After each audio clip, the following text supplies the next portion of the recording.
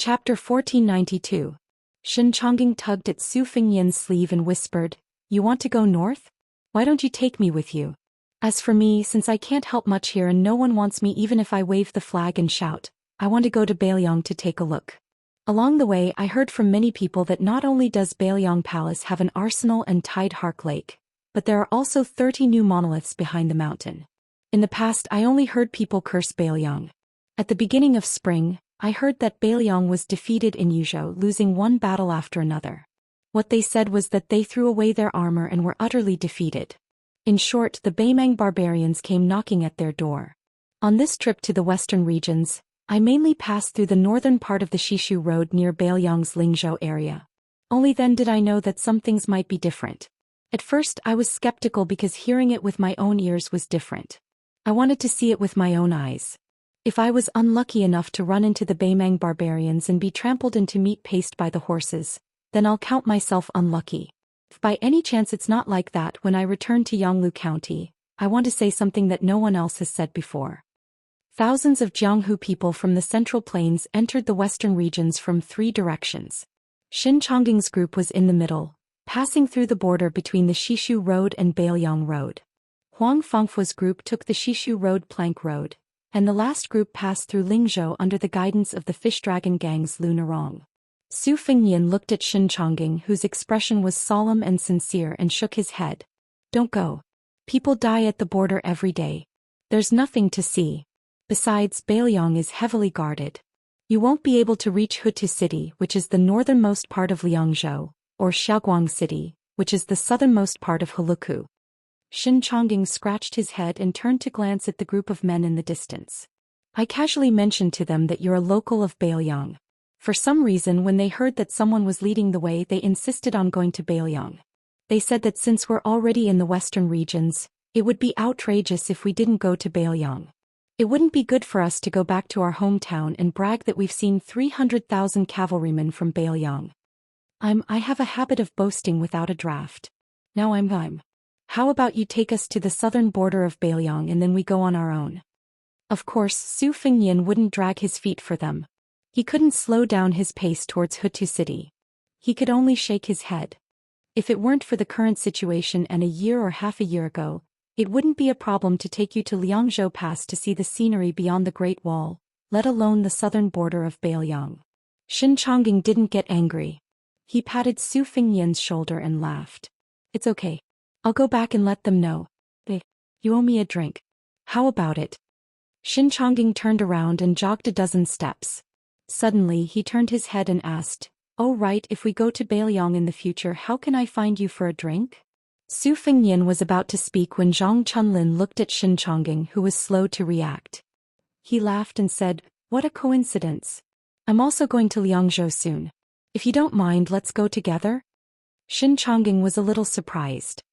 He asked tentatively, "Won't it trouble you?" Zhang Chunlin's smile was intoxicating. He said loudly, "I promise to eat meat and drink wine along the way. How about it?" Then Zhang Chunlin turned to look at his 3 friends with a gloating expression. Qin Jingyong Qi retreated. "Kai Yongjia, what do you say? Do you dare to follow our agreement and go to the border of Liangzhou with me after this matter is over?"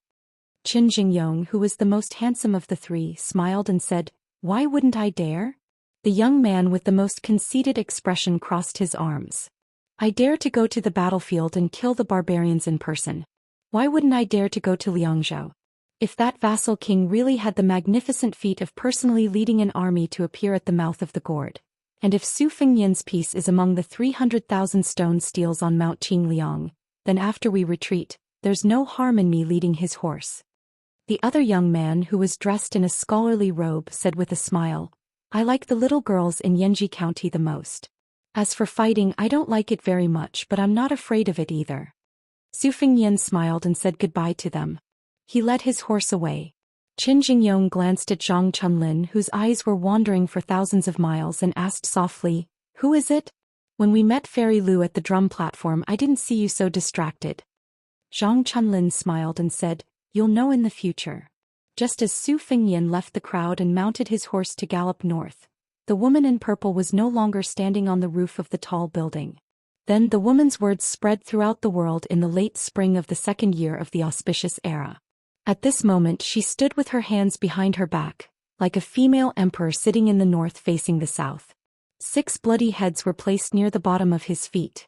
There's a guy who was with you just now and now he's secretly heading north. If I'm not wrong, he's rushing to Hutu City, which is under the siege of Beimang's million-strong army. This person probably just fought with someone from the northern part of the western regions to the southern part of the western regions. The two of them have been fighting for almost a month, more than 1,000 miles. He didn't win, so he's too ashamed to meet others. His opponent is called Tuoba Bodhisattva. I'm not interested in the Battle of Liangmang, and I don't have a good impression of him or Baoyang. Besides, I'm just the woman that person mentioned. Going to the battlefield to kill the enemy has always been a man's job. It has nothing to do with me, Shenyuan Qingfeng.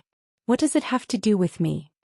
There are nearly 4,000 people here and more than 3,700 men.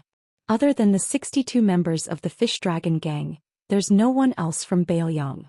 During this year's Qingming festival, there's a place called Mount Qingliang in Baoyang. 36,872 names have been carved on the steel forest behind the mountain. As for the Beimang barbarians, nearly 100,000 people have died in Liuzhou, Liangzhou and Yuzhou. At this point she kicked the 6 heads off the roof one by one. I, Shenyuan Qingfeng, have already killed the 6 demons. There's nothing for you to do. So now I only have one question for you. Baoyang has only 2 million households and more than 30,000 people have died. How many people from Liyang and the Central Plains have died in battle? And how many people dare to die in battle? If I remember correctly, Liang dynasty, after the Reformation at the end of Yonghui dynasty, has 12 provinces, 63 prefectures, and more than 270 counties besides Baoyang. Millions of Beimang barbarians are already at the border. Where are the men of Liang? There was a deathly silence inside and outside the town. The woman on the roof sneered, and it was unusually ear-piercing. Finally, a clear voice rang out in one of the taverns in town. Jinggan Province, Qingzhou Hanlin County, Quicksnow Villa, Yuchiyuquan here. I'm willing to go to the border. The woman on the roof laughed. How strange. It's a woman. Then someone at the entrance of the town said loudly, Dongyue Province, Wu Province, Zhangchunlin, is willing to die outside Baoyang. Peach Blossom County, Gongnamdu has me, Qinjing Yong. Huainan Province, Peng Province has retreated, only seeking death. Qingzhou Province, Xiangfan City's Kai Yongjia, dares to fight to the death at the border. A slightly weak voice rang out, but it sounded more heroic and solemn. Yonglu County, Gongnamdu Shinchongging is here. Nanjiang Province, Wenxian County, Bazhou Shuetao is here. Voices rose and fell one after another, continuing without end as if there was no end to them. Far to the north of the town a rider stopped, but he didn't turn around. This young man who dared to slay dragons, who dared to fight Tuoba Bodhisattva for thousands of miles, didn't even dare to look back at this moment. Baoyang was at the northwest gate. The Central Plains was behind him. Baoyang cavalry was the best in the world. The spearhead had been facing north for 20 years. However, it wasn't the Central Plains in the eyes of most of the civil officials in Liang. When had the real Central Plains ever lacked heroism? This rider began to gallop wildly. Chapter 1493. In addition to the 3 provinces and 6 ministries, Liang had established 6 academies.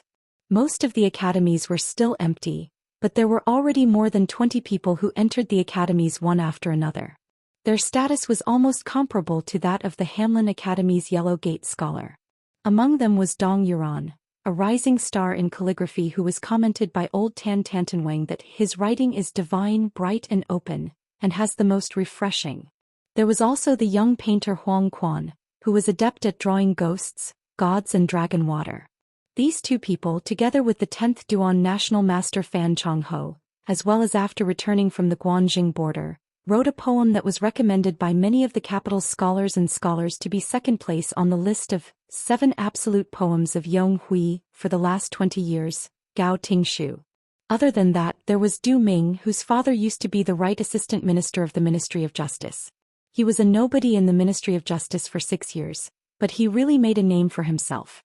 He and his father, who had retired many years ago, wrote a total of 7 volumes of the Tangyin collection of surprises and doubts. Not long after Song Kelly entered the Hanlin Academy, he submitted an even more brilliant work, The County Annals of Xiangfu County. The content was rich and the narration was methodical, making people gasp in amazement. It was rumored that His Majesty the Emperor would read it at night and personally wrote the preface. Yan Qiji, who was also in the Hanlin Academy, and the other 3 Huang men were also extraordinary. Under the guidance of Qi Yonglong, Yao Baifeng and other literary giants, they successfully corrected the 12 Confucian classics. The court, who attached great importance to this, quickly made 81 stone tablets and placed them in front of the Imperial College. The tablets were connected so that scholars could copy them. For a time, the outside of the Imperial College was brightly lit every night. At the same time, the court officially announced the new calendar created by the imperial astronomer. It created the first deduction method of first loss, and second circle, which was said to be the most precise calendar. As spring and summer turned, the Liang Emperor held a banquet in the palace. He invited all the old people in the capital who were over 70 years old, and half of them were the survivors of the 8 kingdoms. All of the people of Liang in Tai city would probably have mixed feelings about such a flourishing literary style. Many of the old West Chu survivors who had lived in the capital for many years would shed tears. Their withered fingers trembled as they took off the West Chu crown on their heads that had never been banned by the Liang imperial court. Everyone knew that the emperor's children and grandchildren studied in the diligent room. However, apart from the officials in the capital, very few people knew that not far from the diligent room, there was a place to worship the Confucian sage Shang. Here there was a plaque with the words "Heaven and Earth Together," written by the late emperor. The sage was worshipped there as well as the secondary sage and previous Confucian sages. At this time, the young emperor of Liang raised his head to look at the 3 divine positions and 8 memorial tablets. There were 3 people standing beside the emperor. Qin Wang, who was already a purple-clothed official, Song Kelly, who had once had 2 teachers, but unfortunately couldn't keep his integrity anymore, and a middle-aged Confucian scholar who was very unfamiliar to most people in the capital. The emperor said softly, "Song Kelly, your family originally had hopes of marrying 2 people here, but your grandfather and father both disappointed the late emperor. I don't want you to disappoint me again." Song Kelly bowed his head and said slowly, "I can only do my best." The emperor didn't say anything else. Song Kelly just kept his head down until Qin Wang gently tugged on his sleeve. The 2 of them walked out of the room quietly. Qin Wang turned around and walked forward, while Song Kelly kept his back to the door. After Qin Wang and Song Kelly left, the head eunuch of the ceremony directorate Song Tonglu quietly closed the door. The young emperor finally showed a hint of exhaustion. The middle-aged Confucian scholar who was qualified to meet the emperor since birth couldn't help but sigh, "Your Majesty, you shouldn't have indulged that woman from Mount Hui. Although I'm not a member of the imperial court, I know that being an official is, in the end, accumulating reputation. Reputation is a sound that reaches the ears of the emperor. Once the matter is done, it's in the emperor's heart. From top to bottom, it's just a matter of time before you reach the highest position.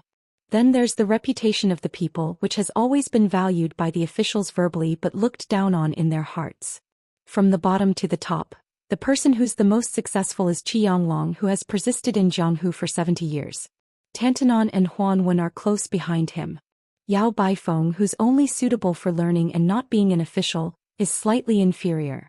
The assistant minister of the Ministry of Rights, Jean Lanting, has the heart but is powerless. The person who can surpass Yong Hui as an official is Qin Wang, who just left with Song Kelly. The father and son of the Su family aren't officials of the Zhao family. The more this is the case, the more popular Su Fengyan will be. I'm afraid that one day he'll have a harder time than the late emperor suppressing Su Shao." Zhao Zhuan calmly said, "Are you saying that Su Fengyan has the intention to rebel?" The middle-aged man shook his head and said, "On the contrary, I've never thought that the father and son of the Su family would rebel. After the Battle of the Western Fortress it was like this. Now that the Battle of Liangmang has begun, no matter how the situation changes, it's still the same." Zhao Zhuan frowned and said, "Isn't that self-contradictory?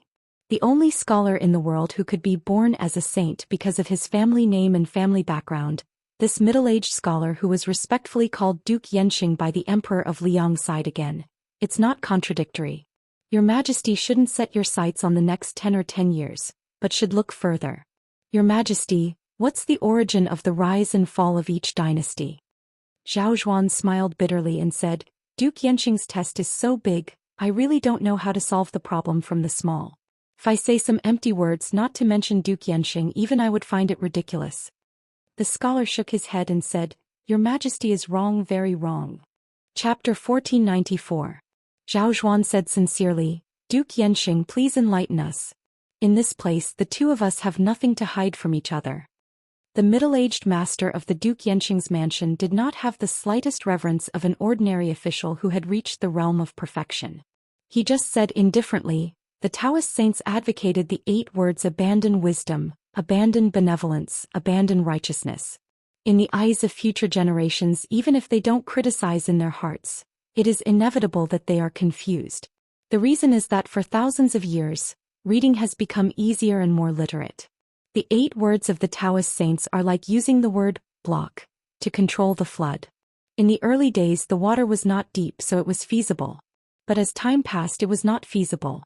The original voluminous and tedious books became today's children holding a book with tens of thousands of words. Your Majesty, our Confucian school talks about etiquette, music, benevolence and righteousness. We set rules for the people who read, and the combination of blocking and sparse, leaving gaps between rules for the people to follow etiquette. It is not only a matter of convenience but also a matter of necessity. The middle-aged man looked up at a memorial tablet. If the first emphasis on etiquette and music is a prescription that our Confucian school made for the emperor to govern the country, then the only respect for Confucianism is a gift that the founding emperor of the Great Feng dynasty gave to the Confucian school. The root of the rise and fall of the world is actually the collapse of etiquette and music that many people, including Your Majesty, regard as a general talk. When etiquette and music collapse, benevolence, righteousness, loyalty and trust become rootless duckweed. Foreign relatives interfering in politics, eunuchs messing with the government, vassal towns establishing a separatist regime, party fighting to bring disaster to the country, and even the emperor neglecting his duties. Which one of these is not a matter of etiquette? Maybe Your Majesty will say that it is easy to know but difficult to do. You will say that the dike of 1,000 miles can be destroyed by an ant's nest. Everyone knows that. But people are not sages, and the world is so big, the territory is so vast, and the people are so many. As a king, how can you see where the first ant's nest came from, when and who? Do you think so, Your Majesty? Zhou Xian smiled, seeing a little to know the whole, and being immortal is a realm that only the masters of the finger Xian can reach. Zhen's studies are still so, but practicing martial arts is really killing me. The middle-aged man also smiled knowingly. He stretched out his hand and opened his 5 fingers to grab the air. By the way, the reason why Su Fengyan is the biggest problem of our dynasty is not that he is disloyal, nor is he unjust. In fact, this young king may be unreasonable in many things, but in my eyes he is more polite than too many scholars. It's just that Su Fengyan and Zhang Julu were cut from the same cloth. They were working for the country, but they were not necessarily willing to work wholeheartedly for the sake of the emperor. Zhang Julu set up a dragon gate for the poor people in the world. Maybe in less than 300 years, when the emperor sits on the dragon throne, he doesn't need to pay attention to background at all. In addition, Su Fengyan is invisibly adding fuel to the fire. The deeper the imperial court suppresses Baoyang, the more meritorious the Su family will be. This trend may even be shortened by 100 or even 200 years. I, the Yanqing Duke, am not a saint. I can't see as far as Huang Longshi can see. I can only try my best to do things under my nose. Many sages had good intentions. They did not hesitate to die to open a new path for the future generations. Unfortunately, the future generations may not be grateful to them. The more paths they can take, the more they want to take shortcuts. At that time, when the 100 schools of thought were contending, the people's wisdom was enlightened. Therefore, the Taoist saints' inaction rule was completely reduced to empty talk. The emperor's dream of ruling by bowing down to rule was even more extravagant hope. Perhaps in the future my Confucianism will also be in deep trouble like this. As the emperor of a country, the late emperor was actually wise enough. Unfortunately, he met Su Xiao and Zhang Julu. The middle-aged man did not continue. He sighed with emotion. I'm just a scholar without the strength to truss a chicken. I'm far inferior to Zhang Julu when it comes to ruling the country. I'm far inferior to Yuan Binshi when it comes to planning the country. I'm far inferior to Su Fengnian when it comes to defending the country. I'm far inferior to Xie Guaniying when it comes to creating chaos. I'm far inferior to Huang Longshi when it comes to foresight. But I have one thing that they can't do. Or more accurately, they are not willing to do it. That is to abide by their duties. The reason why I specially asked Your Majesty to bring Song Kelly today is very simple. It is because I like his name. I also want Chen Wang, whom Your Majesty has high hopes for, to understand my painstaking efforts. Zhao Xuan turned to look at the scholar from the Zhang family who never left the house.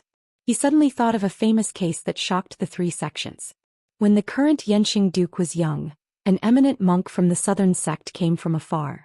The other guests in the residence asked 3 questions in succession. Kill 1 person and save 100 people. Do you kill the monk? Kill 100 people and save 10,000 people. Do you kill the monk? Kill 10,000 people and save 1,000,000 people. Do you kill the monk? The eminent monk was silent. No one knew if he had nothing to say or if he had the answer but found it hard to say. It was said that at that time, the young man who had yet to inherit the title of Yanqing Duke slammed the table and stood up. He was furious and scolded the monk for being obsessed with becoming a Buddha and not daring to kill to save all living beings. He was that *T monk. The middle-aged man suddenly said, other than promising Your Majesty that I will go to Guangling Road to deal with Chao Chongqing who has turned into a Ba Dao, I also want to tell Your Majesty one thing. Zhao Xuan nodded and said, Go ahead, Yanqing Duke. The Bailiang cavalry can be here. The middle-aged man paused for a moment and then said in a low voice, But Su Fengnian must die. Especially if Bailiang defeats Beimang, it will be even more so. Zhao Xuan nodded expressionlessly. The middle-aged Confucian turned and walked to the door first. He pushed the door open and stepped over the threshold. The sun was in the middle of the sky. He looked up at the sky and raised his hand to block the dazzling sunlight. He whispered softly, So he is a *T saint. Qin Wang walked alone in the palace. He stopped and took out a small piece of redwood that had been fragrant for a long time. He put it at the tip of his nose and sniffed it. He looked up into the distance and said softly, Hey. There is no wind or rain in Great Peace City. What about you? Chapter 1495. The wind rose above Bailiang. At the border between Liangzhou and Liuzhou, a group of about 10 people slowly traveled from east to west. There were old men who lifted the curtains and sat outside the carriage. There were middle-aged knights who carefully guarded the carriage. There were also young men and women who were attracted by the vast scenery in the northwest. They finally couldn't help but spur their horses forward and compete with each other in riding. At the front and back of the group, there were 2 steady men who gave off the aura of Jianghu. From time to time, they would pay attention to their surroundings in case something unexpected happened. The white-haired old man who was clearly the backbone of this group sighed with emotion. The summer solstice, pointing to the southeast, should have been a great time for all living things to grow up. The vegetation is already like this, but who knows how many people will die. The coachman was an old man of about the same age. However, because he was a martial arts grandmaster, he was much more vigorous than his good friend behind him. After hearing his old friend sigh with emotion, he didn't say anything. In his heart, he was very confused as to why his good friend didn't choose to show off his ambitions in Great Peace City. Even if he was slightly inferior to the head of the secretariat, he was definitely not far off. At the very least, he could be on par with Yao Baifeng, who had just become the first scholar of the 6 academies. However, since his old friend said that he wanted to come to the chaotic Bailiang, he naturally wouldn't refuse. Without another word, he brought 2 juniors from Jianghu who, like him, disdained to participate in some martial arts convention. They escorted his good friend's group from Shangyin Academy to Bailiang, which was located at the northwest border. However, he had his own bottom line. If his old friend went straight to Liangzhou's Qingliang Mountain, then he would only send him off to the outskirts of Liangzhou's capital. He definitely wouldn't take half a step into the city. After all, when the old Liang king led the Su family into Jianghu, one of them was his sect. Even though so many years had passed and his sect had long since retired, the old man still hadn't untied the knot in his heart. Fortunately, on this trip to the northwest, they only strolled around Shaguang City in Yuzhou. Then they entered Liangzhou and went around Qingliang Mountain to Qingcang City in Liuzhou. The northern Liang prince's mansion also turned a blind eye to this and did not disturb them. Although the second princess of northern Liang, Su Weisheng was one of the inner disciples of her good friend Han Guzi, and Su Huang Sima Qin Lu Duanmao, and the others in the caravan were also her fellow disciples. The old man whose reputation in Xianxia Academy was close to that of Grand Chancellor Qi Yanglong laughed softly. It's the beginning of summer. On this day the Liang Emperor will lead the civil and military officials to the southern outskirts of Great Peace City to welcome the summer. Whether it's the emperor who always wears a yellow dragon robe during court meetings, or the court officials who are always in yellow and purple, they all have to wear vermilion ceremonial robes under the constant reminders of the officials from the Ministry of Rites. After the ceremony, the emperor will open the ice cellar in the palace and give the ice that was stored last winter to the officials who were evaluated as superior by the Ministry of Personnel. It's a pity that my unofficial disciple Su Gong, who is the assistant minister of the Ministry of War, was somewhat implicated by his junior sister Su and had to stay in Liangzhou to patrol the border. Otherwise he would definitely have a share. Oh right, old song, your hometown has the custom of drinking spring wine, to celebrate the arrival of spring, right? The coachman nodded and said in a muffled voice, we've already finished the wine we brought when we set out. Under the suggestion of that provincial governor Mi from Lingzhou, alcohol is now banned everywhere in Beiliang. The most we can buy is green ant wine. I don't want to drink this wine. Han Guzi said helplessly, Song Xinxing, oh Song Xinxing, why are you, an old drunkard, getting angry at green ant wine? Aren't you just looking for trouble? If you really have the ability, then go fight with that young great-grandmaster surnamed Su. The coachman became more and more annoyed. He snorted coldly. I can't beat him. If I could beat him, I would have drunk hundreds or thousands of caddies of green ant wine. While the two old men were chatting, 4 or 5 riders galloped toward them from afar. Other than Han Guzi's granddaughter Han Guxiu, the others were the old man's favorite students. The oldest man was in his 40s. He was recognized as a master of the art of war but refused to enter the imperial court, Su Huang. There were also Sima Qian, who was in his early 30s, and the handsome Lu Duanmao of the School of Legalism. As for the woman with a cold temperament, she was a strange martial arts genius known as the Living Armory, Jin Baosher. Since childhood she had shown an amazing talent of eidetic memory. She had read all the martial arts secret books of all the major sects in the world, but she did not practice martial arts.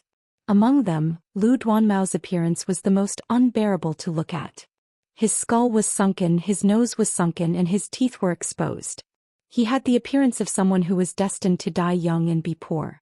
Especially when he was together with Jin Baochu, who had an outstanding posture, he looked extremely ugly. If an ordinary timid girl looked at him, she might have nightmares at night. After Su Huang approached the carriage, he softly said, Sir, just now, 3 li to the north, we encountered northern Mang scouts. Judging from their attire, they should be Lu Gui's subordinates, the Black Fox Guard. There are close to an entire unit of men and horses, and they should be coming for us. If nothing unexpected happens, a cavalry troop will slaughter their way out very soon. Based on Liang Mang's similar scouting regulations, the number of cavalry behind the marking post was linked to the number of people. At the very least there were over 1,000. The Beimang cavalry following behind us is only 500. If we continue to move forward, they may not be able to enter the battlefield in time. Should we go south or turn back to buy time for the 500 Beimang cavalry? Han Guzi had a geomancy map on his knees. After looking around, he stretched out his hand and quickly pinched his fingers.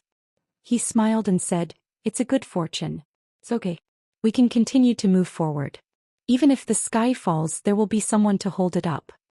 Su Huang smiled and didn't say anything else. It wasn't just him, everyone believed this without a doubt, directly ignoring the large-scale northern Mang cavalry that was about to arrive.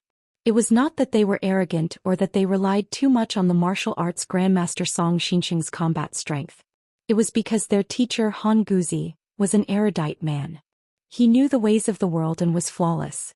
When Huang Longsher was just an ordinary student in Xianxia Academy, he was extremely conceited.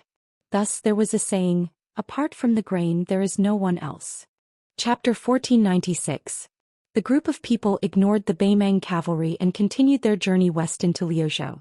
Jin Baosher couldn't resist Han Guxiu's coquettish behavior and had no choice but to agree to ride on the same horse. They whispered to each other about women's private matters. Even Jin Baosher, who was as cold and arrogant as Su Weisheng in Xianxia Academy, had a slight smile on her face. Lu Duanmao rode side by side with his two senior apprentice brothers Su Huang and Sima Can. He asked curiously, "Senior apprentice brother Su, compared to the fierce battles in Liangzhou's Hutu city and Yozhou's Heluku, the confrontation between the two armies in Liuzhou's Qingcang city is particularly quiet. Other than a small skirmish between light cavalry, there are no other movements. So, are we going to fight or not?" Su Huang, who was familiar with military books, smiled and said, "You have to ask Sima Can. It's useless to ask me." Lu Duanmao was stunned. Sima Can, who was focused on studying the art of vertical and horizontal maneuvering, smiled and said, "Whether we fight or not, we don't have to look at the Beiliang's Longxiang army or Beimang's great general Lu Gui. We have to look at the southern imperial court further north. Lu Gui, who was praised by the Empress of Beimang as a half-human butcher, has now become the biggest laughingstock on the border of Liangmang. The southern imperial court of the northern barbarians is in an uproar. They all want to remove Lu Gui's position as the commander of the western front and give it to the king of the northern imperial court, Tuoba Bodhisattva. However, at this sensitive time the king of Beiliang helped us a lot. Didn't we hear about it a few days ago? This young king of Beiliang and the king of the northern imperial court, Tuoba Bodhisattva, who had already entered Liuzhou, had a fierce fight. The two martial arts masters fought each other in pairs for thousands of miles. When Sima Can said this, Su Huang, who had a beautiful beard, twirled his beard and smiled. He seemed to be fascinated. Lu Duanmao, on the other hand, snorted coldly. Clearly, he didn't have a good impression of the most powerful young king of Beiliang dynasty. Sima Can continued, "Speaking of the three fronts of Beimang, the king of the southern imperial court, Dongzhuo, is in the middle. General Yang Yuanzhan is an old fox who knows the rules of the imperial court. He took the initiative to recruit many disciples from the northern and south of Beimang.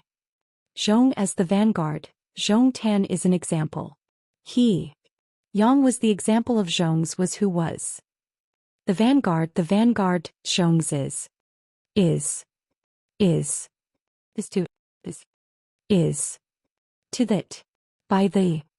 In comparison, the stubborn Lu Gui is not very likable. Fortunately, Tuoba Bodhisattva himself rushed to the North Court to meet with His Majesty in front of everyone's eyes. This Beimang war god deliberately lowered his stance midway and didn't hesitate to use his status as the deputy commander of the Western Front to discuss military matters with Lu Gui. He didn't show any signs of trying to seize power. This gave this old general a precious chance to catch his breath. Sima Can suddenly laughed to his heart's content. However, the officials of the Southern Imperial Court who were rejected by Lu Gui back then weren't easy to get along with either. When this plan failed, they came up with another. But soon, there was another rumor that the reason the young vassal didn't hesitate to put himself in danger and fight with the king of the Northern Imperial Court in the desert for thousands of li was to protect Lu Gui's position as commander in exchange for peace in Lu province. Otherwise, if the overly conservative Lu Gui was replaced, the three fronts of Beiliang's border would have been crushed by Beimang's iron hooves. More than 100,000 northern barbarians had died in battle, and the two battlefields of Tigerhead City and Shaoguang City were still in a stalemate. Beimang's army was already filled with complaints, so Lu Gui, who was in charge of Lu province's military affairs, naturally became the target of public criticism. He became the best choice for the Southern Imperial Court's civil and military officials to vent their anger and resentment. The old woman of Beimang, who has always trusted Lu Gui, probably wouldn't suspect the Eastern Front because of these rumors. The reason she didn't suppress the rumors was because she had no choice but to protect the morale of the army. I'm guessing that she must have sent a secret letter to Lu Gui to comfort him. Sima Can gazed into the distance with a grave expression. Will Lu province, which doesn't have a majestic city and high walls, fight? The answer is that it will definitely fight, and it will be exceptionally bitter. The speed at which people are dying on both sides will definitely surpass that of Tigerhead City and Calabash City. As for when the battle will begin, it will probably depend on when Tuoba Bodhisattva quietly returns to Lu province. The battlefield far away from the imperial court, even if it's several thousand li away from the dragon throne, is always the blood-stained lichen under the throne. How much blood will flow on the carpet under the throne is always decided by one person or the group of people near the throne. Lu Duanmao softly said, "Senior apprentice brother, you should go to Great Peace City." Sima Can shook his head and smiled. Senior apprentice brother Su should go, but I shouldn't. At this moment Han Guoxiu rode over to the side of the three men from the treasury. The young Han Guoxiu smiled sweetly and asked, "Why?" Sima Qian laughed and said, "Because there are many people in Great Peace City who are good at talking on paper. There are very few who can truly mobilize troops. If senior apprentice brother Su, who is full of military strategies, went there, he would be able to drill out of his bag very quickly. As for me, it's the exact opposite. I'm more suited for Bailiang, where fierce generals are as common as clouds but few strategists. It's a pity that teacher didn't take us to Qingliang Mountain. Otherwise, I would have thought of how to talk about old times with junior apprentice sister Su, and how to brag about myself to that deputy administrator Song Dongming." Han Guoxiu, who was sitting behind the treasury, made a playful face and teased, "Sima Qian, no wonder grandfather said that your skin is thick enough to be ranked among the top 10 experts in the world." Sima Qian turned his head towards the carriage and smiled mischievously as he shouted, "Teacher, you really like to praise people behind their backs. Even if you praise me in front of my face, I won't be proud." Han Guzi, who was famous for educating people without discrimination and teaching people in accordance with their aptitude, said unhappily, "Scram to the side." Even Lu Duanmao, who was filled with resentment at the mention of Bailiang and that young vassal king, was in a good mood. At this time in the north, the figure of Baimang's black fox could be vaguely seen. And in front of the convoy, there was a rider who blocked the road, unknown whether it was friend or foe. Although the man in charge of opening the road at the front of the convoy was a junior of the martial arts grandmaster Zhou Xian, his realm was not low. He had already stepped into the threshold of the second level of the master realm. And because of the famous divine weapon in his hand, he was able to fight against a first-level Vajra realm expert without being defeated in 100 moves. The man with the family's peerless blade Forbidden Fire subconsciously felt as if he was facing a great enemy. His body was full of qi, but he soon found that the qi of the rider was not terrifying. But to be careful, he still tightened his muscles and reached out to hold the hilt of the blade. Han Guzi asked Song Xianxia to stop the carriage, then stood up and smiled at the leading rider. "Tao Duanyang, don't be nervous." The rider in front did not stop and was getting closer and closer. Han Guoxiu's head poked out from the back of the treasury and saw a handsome young man sitting on the back of the horse. She turned to Lu Duanmao and joked, "Look at his appearance, maybe he's your long-lost brother." Lu Duanmao almost choked to death. The rider came close to the carriage and respectfully cupped his fist and said, "Old Mr. Han, there are 3,000 Baimang cavalry in the north. I'm here to escort you." Hearing that there were 3,000 Baimang cavalry, Han Guoxiu was not afraid of anything.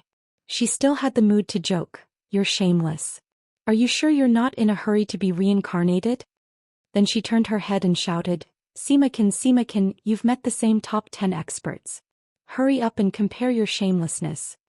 Chapter 1497. In the midst of the girls' teasing, Long Shengfeng gradually gained momentum. Everyone's clothes began to flutter in the wind, making whining noises as if they were crying. It made the young knight look even more spirited and bright. Perhaps praising him as, "What an immortal from heaven," was not an exaggeration. It was unavoidable that people would be surprised that such a barren and fierce cold land could nurture such a playboy who could make the famous scholars of Jiangnan feel ashamed of their inferiority. Therefore, even a proud and spirited woman like Jean Bauscher had to admit that this uninvited guest, regardless of his martial arts cultivation, at the very least, his appearance was extremely good. If he was in the scholarly world of Jiangnan, which valued etiquette the most, this person could easily become a distinguished guest of those noble families. The old man seemed to have already recognized the young man's identity. His eyes were complicated with the kindness of an elder, the pity of an outsider, and the gratification of seeing a fellow traveler. Under the scrutinizing gaze of the crowd, the young knight who had threatened to perform the duties of a host under the hooves of thousands of Baimang cavalry skillfully turned his horse around and extended his hand, indicating for the carriage to go ahead. Han Guzi nodded. Song Xianxia, who was acting as the coachman, lightly waved the whip in his hand. "Shoo!" He urged the horse to set off again. Han Guzi had taken in a total of 8 disciples. The first disciple was Yu Songyang, who was slow in speech but quick in action. He was the famous teacher Ji Shang of Shangyin Academy.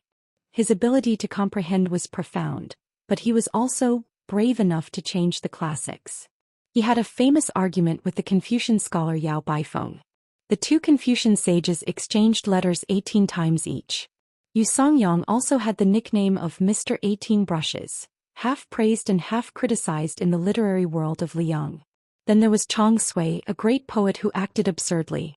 Then there was Su Huang, a master of the art of war who was a distant relative of Su Gong, Sima Ken of the Zongheng family, Su Weisheng of Beiliang, Jin Baoshi of the Jin family of Langjia, and Lu Duanmao, the grandson of the Lu family of Yangling.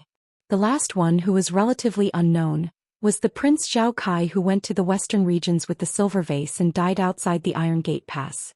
Among Han Guzi's disciples there were both men and women. There were those who were gentle, refined, and strict, and there were also those who abandoned etiquette as if it were a pair of worn-out shoes. There were only 8 of them, but they were involved in as many as 5 schools of thought: Confucianism, art of war, yin and yang. The most important thing was that Han Guzi's disciples were all worthy of being called dragons and phoenixes among men. Therefore, in the Liang dynasty, this old man had the supreme reputation of Xuani. This meant that no matter when and where old Mr. Han appeared, whether it was the emperor, the ministers, or the common people, everyone who saw him had to avoid paying respects to him.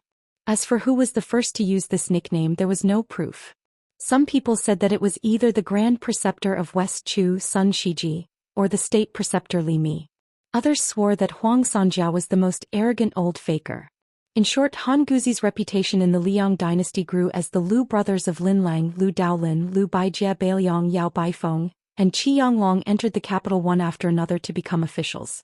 The old man, who had always shut himself in and refused to pay any attention to political affairs, was becoming more and more famous.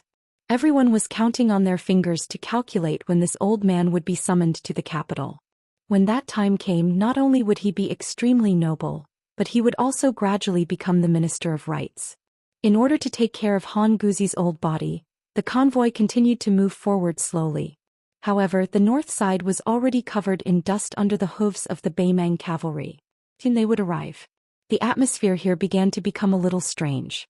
Even the fearless and heartless Han Guixia was a little flustered. From time to time she would turn her head to look to the north, as if she could feel the violent tremors on the ground. Previously she had used Sima Ken to kill the young knight, but unfortunately she didn't get any response. That person neither refuted nor became angry out of humiliation. This made the girl, who was used to being arrogant in Shangyin Academy, very dissatisfied. She had already thought of many ingenious backup plans, but in the end her opponent was a guy who was even more boring than Uncle Blockhead Yu Songyang. She was so frustrated that she almost suffered internal injuries. Han Guixiachao couldn't help but shout at the back of the rider, "There are thousands of Beimang barbarians coming from the north. Can you do it or not? If you can't do it, hurry up and say it. Don't drag us down with you. We'll be in a mess if you do." The young knight turned his head and smiled. He joked, "Miss, you ask me if I can do it and I always say yes." Sima Ken, who understood the meaning behind the words, tried hard to hold back his laughter. He was afraid that Han Guixio, this unruly girl, would use him as a punching bag. Jean Baoshi frowned. Her impression of this person had taken a turn for the worse.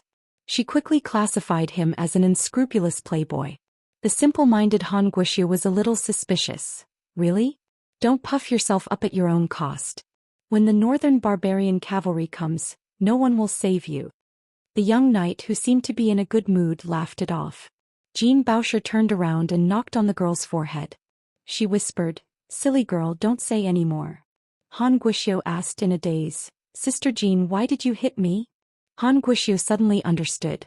She smiled and whispered in Jean Baoshi's ear, "Sister Jean, have you taken a fancy to this Beiliang man who looks like a dog? Sai, it's not that I want to criticize you. This guy's appearance is not bad, but compared to my future husband Xie Shibian, he's still thousands of miles away. My mother said that you can't judge a man by his appearance and family background. Character is more important than anything else. Beiliang men, especially those sons of generals, kill and kill all year round. They definitely have bad tempers and are uneducated. Sister Jean, I'll say this in advance. If you dare to marry a Beiliang man, we'll break off our friendship." Jean Baoshi, who didn't know whether to laugh or cry, fiercely pinched the ear of this silly girl who spoke without thinking. "Is Xie Shibian yours? Who was the one who cried and told me that you wrote dozens of letters to him, but he didn't reply to any of them?" Just as the two girls were scratching each other's itches and playing around, the knight had already bid farewell to Han Guzi and rode away to the north. Seeing the back of the horse, Han Guixia widened her eyes. Has this guy lost his mind? Or was I right? Is he in a hurry to be reincarnated? The girl shouted, Grandpa, who is he? You must already know, right? The old man leaned lazily against the wall of the carriage, smiling but not saying anything. Han Guixia complained, stingy. Su Huang, who was beside the carriage, asked softly, It's him. The old man nodded and looked at the sky with squinted eyes. He sighed, How does Chang Sui write a poem?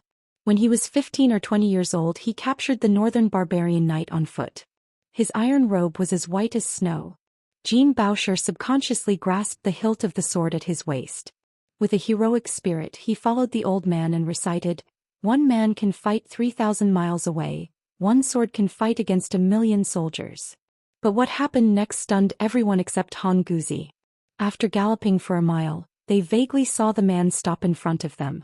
Then dozens of Beimang's elite Black Fox guards suddenly turned around.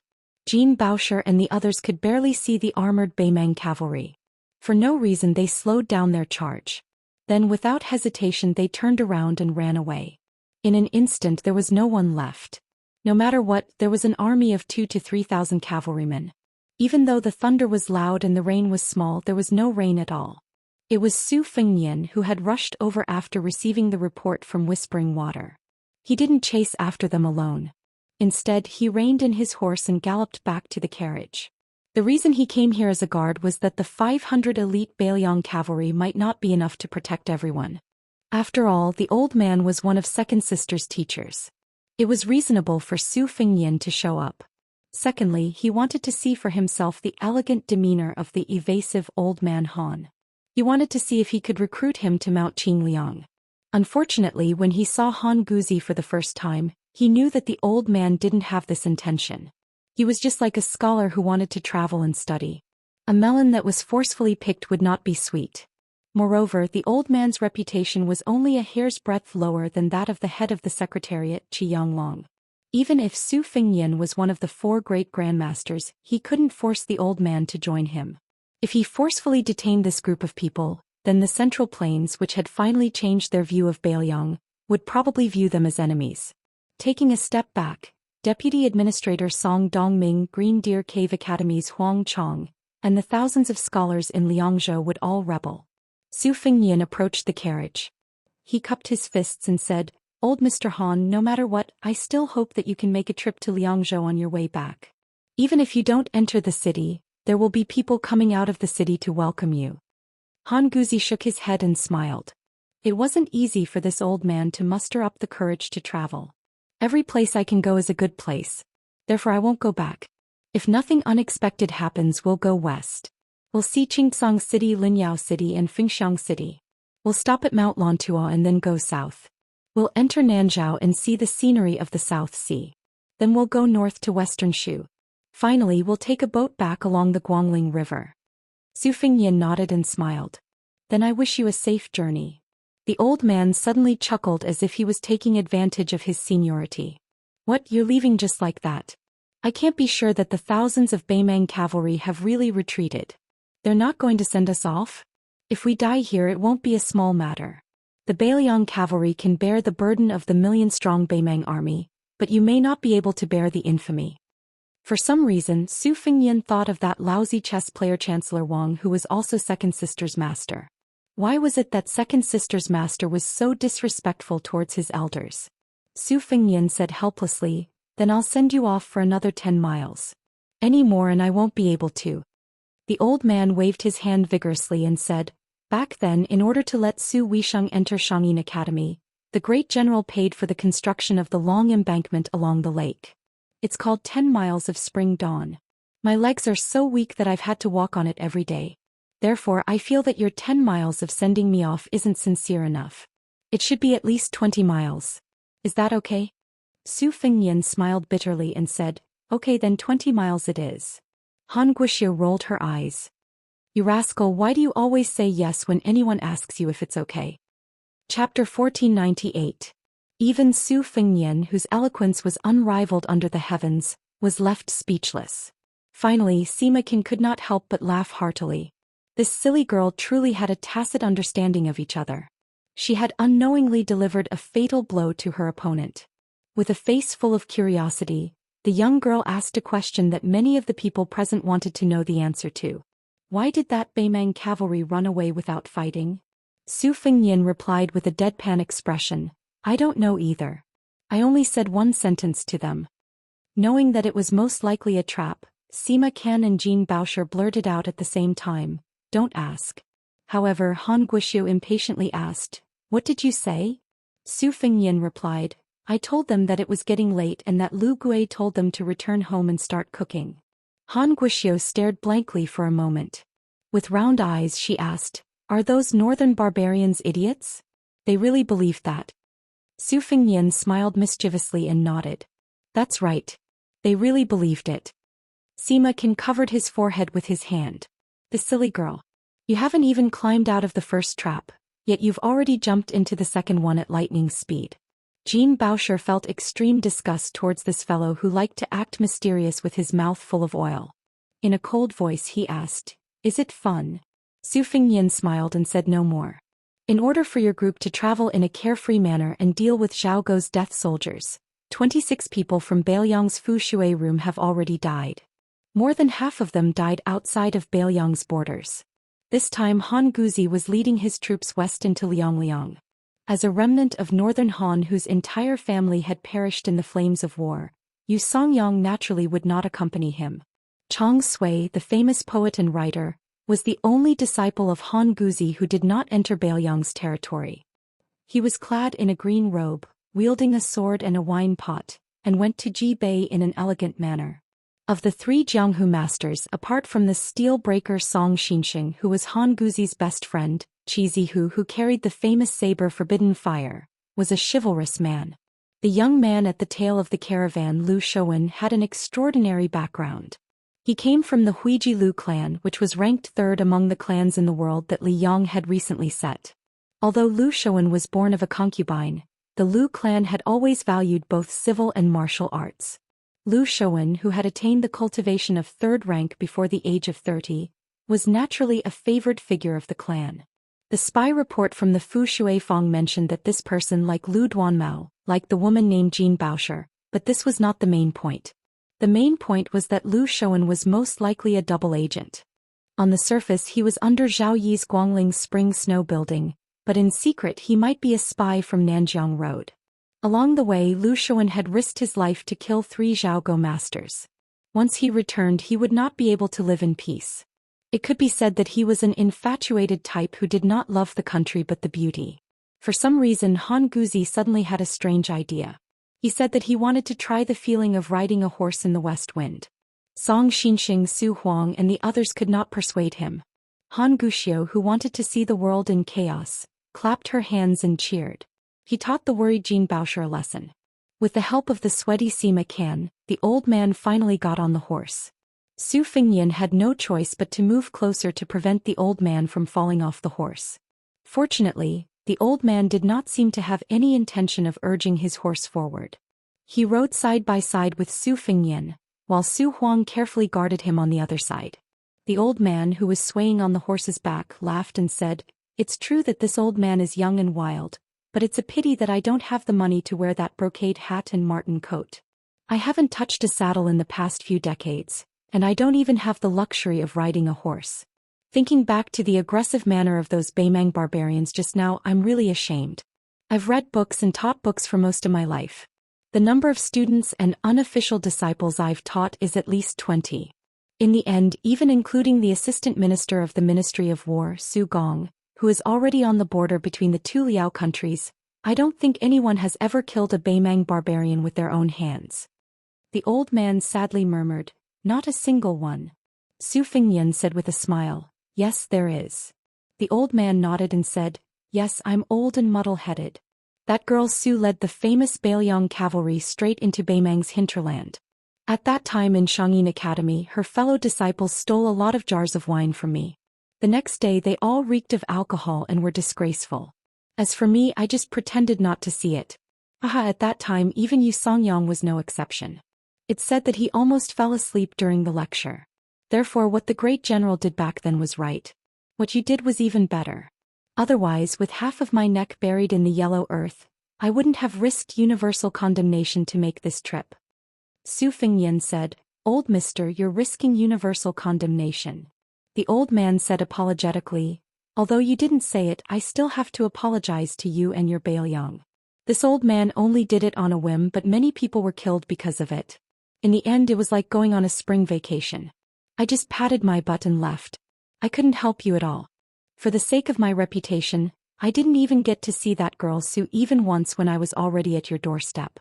Su Fengyan said softly, the scholars of Xianxia Academy can't withstand the torment of wind and rain. Old mister didn't do anything wrong. Whether or not the warriors of Baoyang can defend the northwest, this world still needs scholars to govern.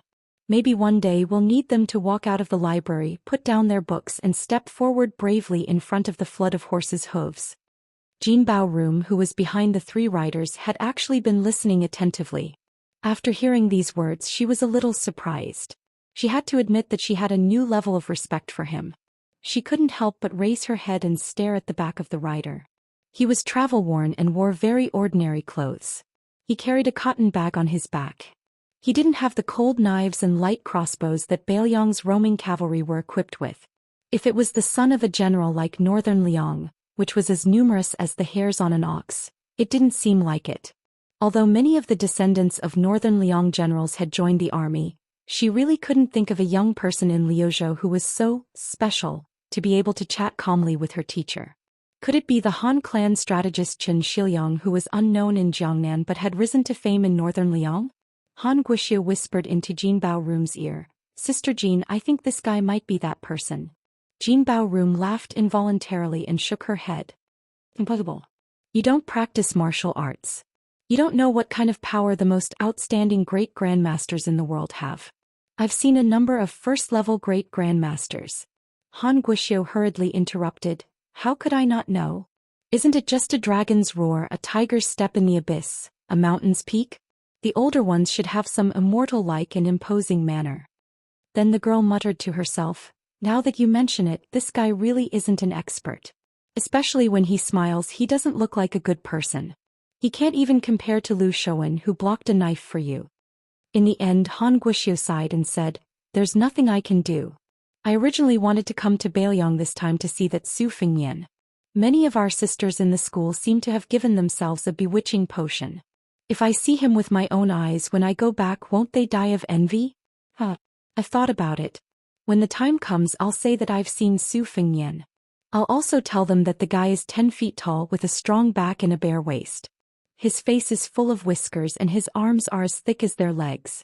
What dragon, phoenix, northern Sioux, southern song. Anyway, we've seen that Song Maolin with our own eyes. He's really handsome. Other than my husband Xie Shibian, I don't think anyone in the world can compare to Song Maolin. When I think of them hearing my description, I think of them crying in disappointment and sadness. The girl's little head leaned against Jin Baorum's back and she laughed to herself. Chapter 1499. Jin Baosher shook her head and laughed softly. You don't be so bad. Be careful that you won't be able to get married. You should at least leave some memories for your friends. Han Guxiu said childishly, no. Who told them to say that my husband is not even 1/10,000th of that Su Fengyan?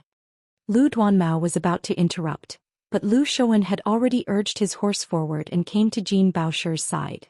Lu Duanmao, who was born to be able to ward off evil spirits, had a sad look in his eyes and stopped moving. The sharp-eyed Sima sighed quietly. He had told his junior many times that junior sister Jean was not the kind of woman who judged people by their appearance, but Lu Duanmao would always be discouraged when he saw her. When his junior brother Zhao Kai was still in the academy, he had successfully tricked him into confessing after he got drunk. Although Jin Baosher was not moved, it was obvious that she did not hate him. However, Lu Duanmao was still so scared that his legs trembled after he woke up. Originally, Zhao Kai had already thought of how to encourage Lu Duanmao to strike while the iron was hot. However, with the sudden departure of his junior brother from Xianxia Academy and the shocking news that followed, Lu Duanmao completely retreated. For half a year he drowned his sorrows in alcohol. In the end he was awakened by Jin Baosher, who could not stand it anymore. Only then did he let go of the wine jars and jugs that he relied on and was teased by others as the drinking wife by others. Originally, except for Su Weisheng and Jin Baoshi, the 6 men of the same sect had all agreed that after Zhao Kai and Lu Duanmao returned with their beauties, they would get drunk together and drink all of their master's hidden wine in one go. Sima can looked to the south with red eyes. Junior brother, you and I agreed to be the monarch and minister who would go down in history together. Sima Can did not hate the Baoyang, nor did he hate the young man who was his royal highness at that time. He just missed his playful junior brother very much. Lu Shouwen rode side by side with Jin Baoshi and Han Guoxiu, but he didn't speak to Jin Baoshi, who fell in love at first sight. He looked towards Han Guoxiu and said with a gentle smile, "Are you scared after seeing those northern Mang barbarians?" Han Guoxiu, who was naturally closer to that coward Lu Duanmao in her heart, rolled her eyes and said, "Scared to death." Lu Shouwen was somewhat helpless, but he was not angry. In fact, his current situation was much better than when he had been targeted by the little girl. He shifted his gaze and asked softly, "Miss Jean, why did the Beimang cavalry take the initiative to retreat?" Jin Baoshi shook his head and smiled faintly. "I don't know. That person didn't want to talk about it, and Sir didn't want to reveal the secrets of heaven." Lu Shouwen made a sound of acknowledgement and did not continue to pester him with words. He just silently rode his horse. After coming back to his senses, Sima Can couldn't help but sigh. His junior brother Lu Duanmao had met his match. At the very front, Han Guzi and Su Huang, one knew, the other was the first to guess Su Fengyan's true identity. The 3 of them casually talked about the Battle of Guangling. Han Guzi, intentionally or otherwise, spoke less and less. Most of the time, Su Huang methodically explained his views on the situation. Su Fengyan did not blindly agree. Occasionally he bluntly questioned and rebutted, and Su Huang answered them one by one. However, the 2 of them still had a large difference in understanding of the final victory and defeat of the naval battle on the river. Su Huang believed that victory and defeat were decided quickly. The Zhao Yi Navy with the help of the Qingzhou Navy had won. Su Fengyan believed that after 2 to 3 months, the West Chu side that Chao Chongqing was on would win. Han Guzi only said that the 2 of them were half right and half wrong. Afterward he did not express any more opinions. Later Su Huang asked about the battle at Calabash in detail. Su Fengyan told him everything he knew. In the end, Su Huang sighed emotionally. Back then the Baoyang had said that they would eat 150,000 Beimang at Calabash. Before Su Gong entered the capital to take up his post, he did not believe it. He said it was not too much but too little. When Su Fengyan and Su Huang talked about building another Hutu city in Liangzhou, the old man casually mentioned that Su Huang had this idea 3 years ago when he was doing his calculations. At the time, many people thought it was a fool's dream. In the large education palace, only Ko Jianghuai and Qi Shents believed it. Just as Su Huang seemed to carelessly mention that Beimang's central front might divert a portion of its forces to the eastern front in Liuzhou, Han Guzi, who seemed to be unable to stand the bumpy ride of the horse, asked with a smile, "Have we traveled more than 10 li?" Su Huang was stunned. He nodded and said, "Almost." The old man suddenly smiled at Su Fengyan and said, "It doesn't matter if you travel 10 li or 20 li. In fact, the thought is more important than the distance. As for this old man, I won't delay your journey to Huayang Pass. Once the Su girl gets angry, it's not just her fellow disciples who are all trembling in fear, like mice meeting a cat. In fact, I'm also afraid."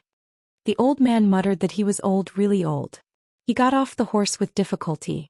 After getting into the carriage, he still did not enter the cabin. He sat down cross-legged behind Song Xinxing and waved his hand. He laughed loudly and said, "I have no wine to send you off. I'm old. I have the heart but not the strength." Su Fengyan smiled and stopped his horse. A rider brushed past him. He watched the group gradually disappear into the distance.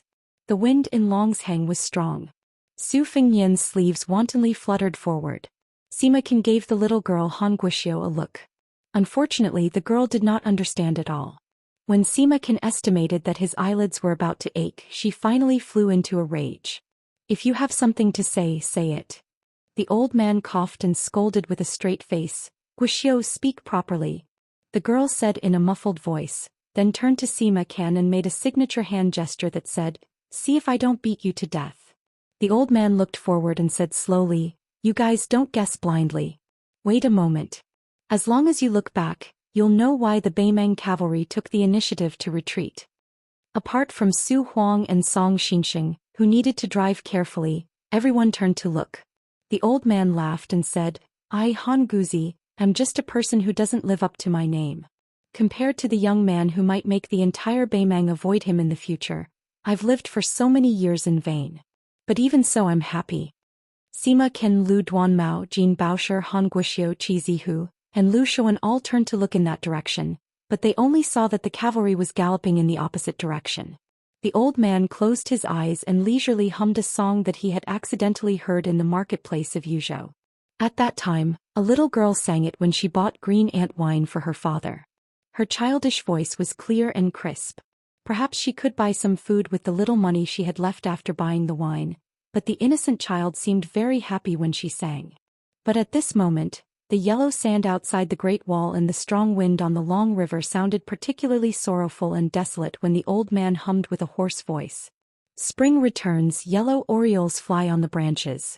Autumn returns, wild geese return to the city. Year after year I've waited for many years. Bailiang's saber master, wrapped in horse hide, returned. Han Guxiu, who had waited for a long time but still did not get an answer, felt her neck ache. Finally, she could not help but complain that her grandfather was lying. Everyone suddenly widened their eyes at the same time. In the distance, there was a line of peerless cavalry, like a snow-white tide, surging over. Sima Ken said in shock, "Is it the great snow dragon cavalry?" Su Huang did not turn around and said in a deep voice, "It's the white horse cavalry." Han Guzi opened his eyes, thinking back to those years, the invincible elite soldiers of Great Qin. Every time there was a war, there would be two words that would resound through the sky. Su Huang closed his eyes as if he was imagining the scene of the tiger and wolf army with irresistible force. He laughed softly, "The wind rises." Sima Ken, who was familiar with history books, murmured, "The wind rises." While Han Guxiu was shocked behind him, Jean Baosher suddenly turned her horse around. Her whole body was trembling and she shouted at the back of the figure, "Bailiang. The wind rises." Han Guzi exhaled softly and laughed loudly. 800 years ago the wind rose in Great Qin. But how can the era that I, Han Guzi, live in be inferior? Because 800 years later Bailiang would fight to the death. Chapter 1500. Su Fengnian, escorted by 800 white horses, did not follow the original plan to go straight to Hutu City so that he could be deployed in the Huayang Pass Protectorate. Instead he was called to a place further south, where the northern Liang path could be called a beautiful scenery. The water was abundant, the mountains were steep, and the geography was good. Naturally, it could not escape the eyes of the military. It was here that Bailiang was going to build a city more majestic than Hutu City. Giant trees from the depths of the Nanzhao Mountains in West Shu, which had been stored in Bailiang for many years, and countless giant stones that had almost hollowed out the mountain peaks of Lanyu were transported along the wide road. Under the orders of the young lord, with the prince's mansion in Mount Qingliang as the center, the three provincial governors' mansions and the garrisons in various places as the main force, almost the entire Bailiang except for Liuzhou was affected by this new city. It was as if the majestic qi in the body of a master began to circulate rapidly. Su Fengnian personally assumed the temporary position of general master craftsman. Administrator Li Gongda and a master of Moism acted as governors, and 6 people, including the Liangzhou provincial governor Wang Peifong, who was half a rank higher among the 4 provincial governors, and Wang Linquan, who used to be the god of wealth in Qingzhou, acted as deputy supervisors who participated in specific affairs. In one breath, all the garrison troops in the south of Liangzhou's border and hundreds of thousands of soldiers under the age of 50 were stationed here. The construction was in full swing. Now in Bailiang the only person who could give orders to Su Fengnian was Su Weisheng, who had just been conferred the title of Princess Fujing by the Liang imperial court. In the twilight of the setting sun, Su Fengnian and Su Weisheng, as well as several powerful governors and deputy supervisors, slowly walked along the river. The master of Moism who came out of Mount Qingliang with Liuzhou provincial governor Yang Guangdou was temporarily unable to leave. Of course, Administrator Li Gongda, who was also one of the governors, had to be present to explain the construction process of the new city to the young lord. In the past few years, Li Gongda could be said to have tasted the taste of life. First, he was promoted to the second-rank administrator and became the top border official in the Liang dynasty. Then, before he could even sit down, he encountered the turbulent situation of Bailiang's change of dynasty. Sure enough, Su Beiji took away his title of Lingzhou provincial governor without saying anything. Then Song Dongming became the deputy administrator who did not follow the etiquette system and was stationed in Mount Qingliang. In the eyes of the officialdom of Bailiang, it was naturally the new Prince Liang's doing for the sake of checks and balances. However, just when everyone mistakenly thought that Li Gongda would soon pack up his things and leave, the young lord immediately appointed Li Gongda as the governor of the new city. The desolate scene of the administrator's mansion in the early spring of the second year of Xiangfu was still vivid in the minds of the officialdom of Lingzhou. Now many officials began to regret that they did not take advantage of the cold stove. And after Li Gongda rushed here, he was like a different person from before.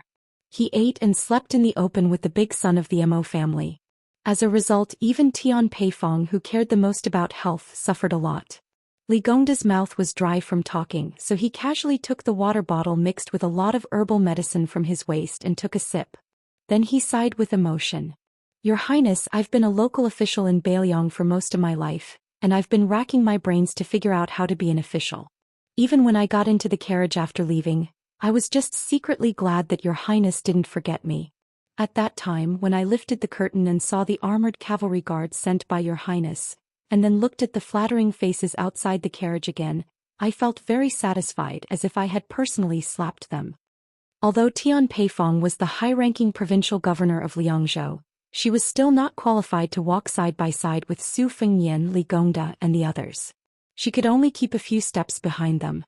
Because the administrator didn't deliberately hide his voice, Tian Peifong heard everything. After thinking about it, she really admired this old guy who was the best at being an official in Bailiang. Official Li's skill of making use of every opportunity was really perfect. Moreover, he didn't hesitate to tarnish his image and poured out his heart and lungs. He really understood the essence of attracting favor and securing favor. Tian Peifong felt that she had benefited a lot. She felt that listening to a gentleman's words is better than reading for 10 years. Li Gongda turned his head to look north at the address of the new city and said softly with a smile, "Back then I forced myself to agree to Hanlin's request to join the army at the border. In fact, at the beginning, I only wanted this precious son of mine to muddle along in the border army.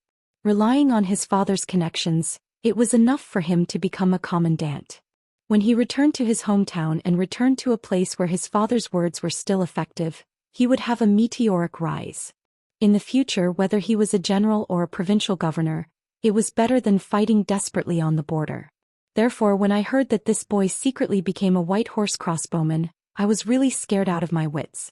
When I heard that Li Hanlin had actually followed the Longxiang army to attack Gusai province and even acted as a scout to open the way as his father, when did I not burn incense and pray to Buddha during that time? Therefore, when Hanlin, this boy, came back home alive and well with those young men who he treated as his life and death brothers, I, Li Gongda, wanted to scold him, but I couldn't bear to do so. I like the greedy and cowardly Li Gongda who amassed wealth. How did he give birth to such a son?" When Li Gongda said this, the pride on his face was particularly strong. He laughed loudly and said, "How did I give birth to such a son that even I feel ashamed of?" Li Gongda, who was so busy that his lips were full of bloody blisters, paused for a moment. Therefore, when this brat who had been extravagant since he was young, suddenly said that he wanted to use the money he earned from killing the Beimang barbarians to invite me to the best restaurant in Lingzhou for a drink, I felt very comfortable. I, Li Gongda, am at ease. It's even more comfortable than being the northern Liangdao administrator of my dreams. Su Fengyan said softly, "Hanlin has already been promoted from a crossbowman to a captain. Back then when I advised him to join the army, it was actually the same as Uncle Li's. I just wanted him to go to the border to calm down so that he wouldn't have nothing to do in Lingzhou and cause trouble all day long. At that time, the one in the most difficult position would definitely be Uncle Li, who had just become the new administrator. I also didn't expect Hanlin to be reborn and become a top-class elite soldier in the Bailiang Frontier Army on his own." Li Gongda suddenly lowered his voice and said hoarsely, "To be honest, if I could go back on my words, I still wouldn't want Hanlin to join the army. After all, I only have one son. If he's gone, then he's gone. Who will take care of me when I'm old? Do you still want me to send you off?" Even if I, Hanlin, am a wastrel who doesn't amount to much in the eyes of a father as long as I'm alive, it's better than anything else. But there's no medicine for regret in the world. Since Hanlin has come to this step, no matter how much I, Li Gongda, fear and trepidation every day, I can only do my best and leave the rest to fate. Li Gongda was the first to stop and turn around. Looking at the city, he muttered, I, Bailiang, want to build tall buildings here and let this city dominate the border. I, Li Gongda, don't say anything about working for the Bailiang Frontier Army.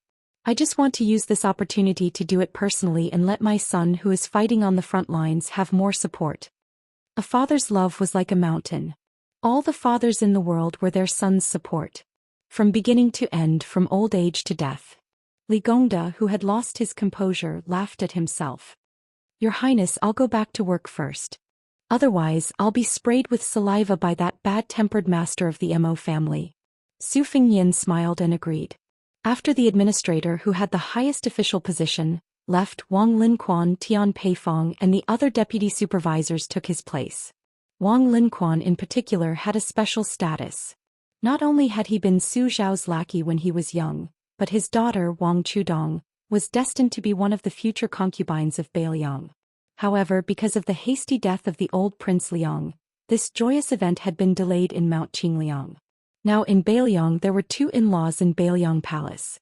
It was reasonable to say that the children of the Lu family who came from a powerful family in Qingzhou should be more outstanding. However, as time went by, the result was unexpected. The Wang family, which was full of the stench of money, stood out. The Lu family, however, seemed to be not acclimatized. Almost no young children were appointed as officials with real power in Bailiang. The current head of the family, Lu Dongjiang, who was the best at calligraphy, was even more depressed. It was said that after several disturbances, this Lu Chuke had an irreconcilable conflict with his daughter, Lu Qingyan. Regarding this, the officials in Bailiang had different opinions. Originally, they were betting on the Wang family and the Lu family equally. However, after Wang Linquan became the deputy supervisor of the new city, and Lu Dongjiang did not have the opportunity to take up this position, the situation completely changed. However, perhaps because Mount Qingliang did not want to embarrass the Lu family too much, one of Lu Dongjiang's nephews became the manager in charge of the construction of the new city's provisions. Unlike the unattainable but temporary deputy supervisor in Bailiang, this was an official position that could easily be promoted. At this moment, this child of the Lu family was closely following more than 20 steps away. Most of the men of the Lu family were elegant, and this person was no exception. Today he deliberately took off his official robe and put on a brand new bright brocade robe. In the group he looked particularly outstanding. There were several scholars of similar age with him. Chapter 1501. In fact, Su Fengyin recognized this person at a glance. He was Lu Qingyan's cousin, Lu Qingsong. He was one of the most outstanding talents in the Lu family of Qingzhou. However, Su Fengyin felt a little helpless about this person standing out from the crowd. When one enters a village, one must follow the local customs. This was the most simple principle. Being a crane in a flock of chickens meant that it was incompatible. In the officialdom, who was not in harmony with the light and the dust, it was a taboo to have this kind of edge. After all, it was a completely different field from the scholarly and literary world, which emphasized high standards and elegance. Su Fengyin sighed in his heart. After chatting with his father-in-law Wang Linquan, he deliberately turned around and stopped to look at Lu Qingsong, who was still 3 rows away from him. The people present were all old foxes in the officialdom. They quickly made way for him. Lu Qingsong, who had been paying attention to the young lord's movements, quickly understood and walked forward confidently. After a few steps he suddenly turned around and looked back. Then a young scholar hesitantly walked out of the line and followed Lu Qingsong. This presumptuous action made all the officials, including Tian Peifong, a little unhappy in their hearts. Those who were less cultured had already frowned. Lu Qingsong was just a small 7th-level manager. It was fine that he relied on the special identity of the Lu family to have an audience with the prince, but what right did he have to bring an outsider? Su Fengyin turned a blind eye to this. After Lu Qingsong bowed, he asked with a smile, "Uncle Lu, are you well?" After Lu Qingsong straightened his back, he did not bend down again. This small action made the nearby officials feel even more disgusted. Under the influence of the general, Northern Liang would not deliberately abide by the rule that the emperor should not be looked up to, and the vassals should not be looked at the same level. Naturally, those who violated the rule would not be so exaggerated as to need to stab themselves in the eyes as an apology. However, the arrogance that came from Lu Qingsong's bones was really too disgusting. Lu Qingsong still acted as if there was no one around. He said in a neither servile nor overbearing manner, "Uncle as well. Every day at home he writes more than 10 pieces of calligraphy." Even Tian Peifong could not help but roll her eyes. This guy's words had a hidden meaning. Did he mean that Lu Qingsong had to pretend to be leisurely because he could not fulfill his ambitions?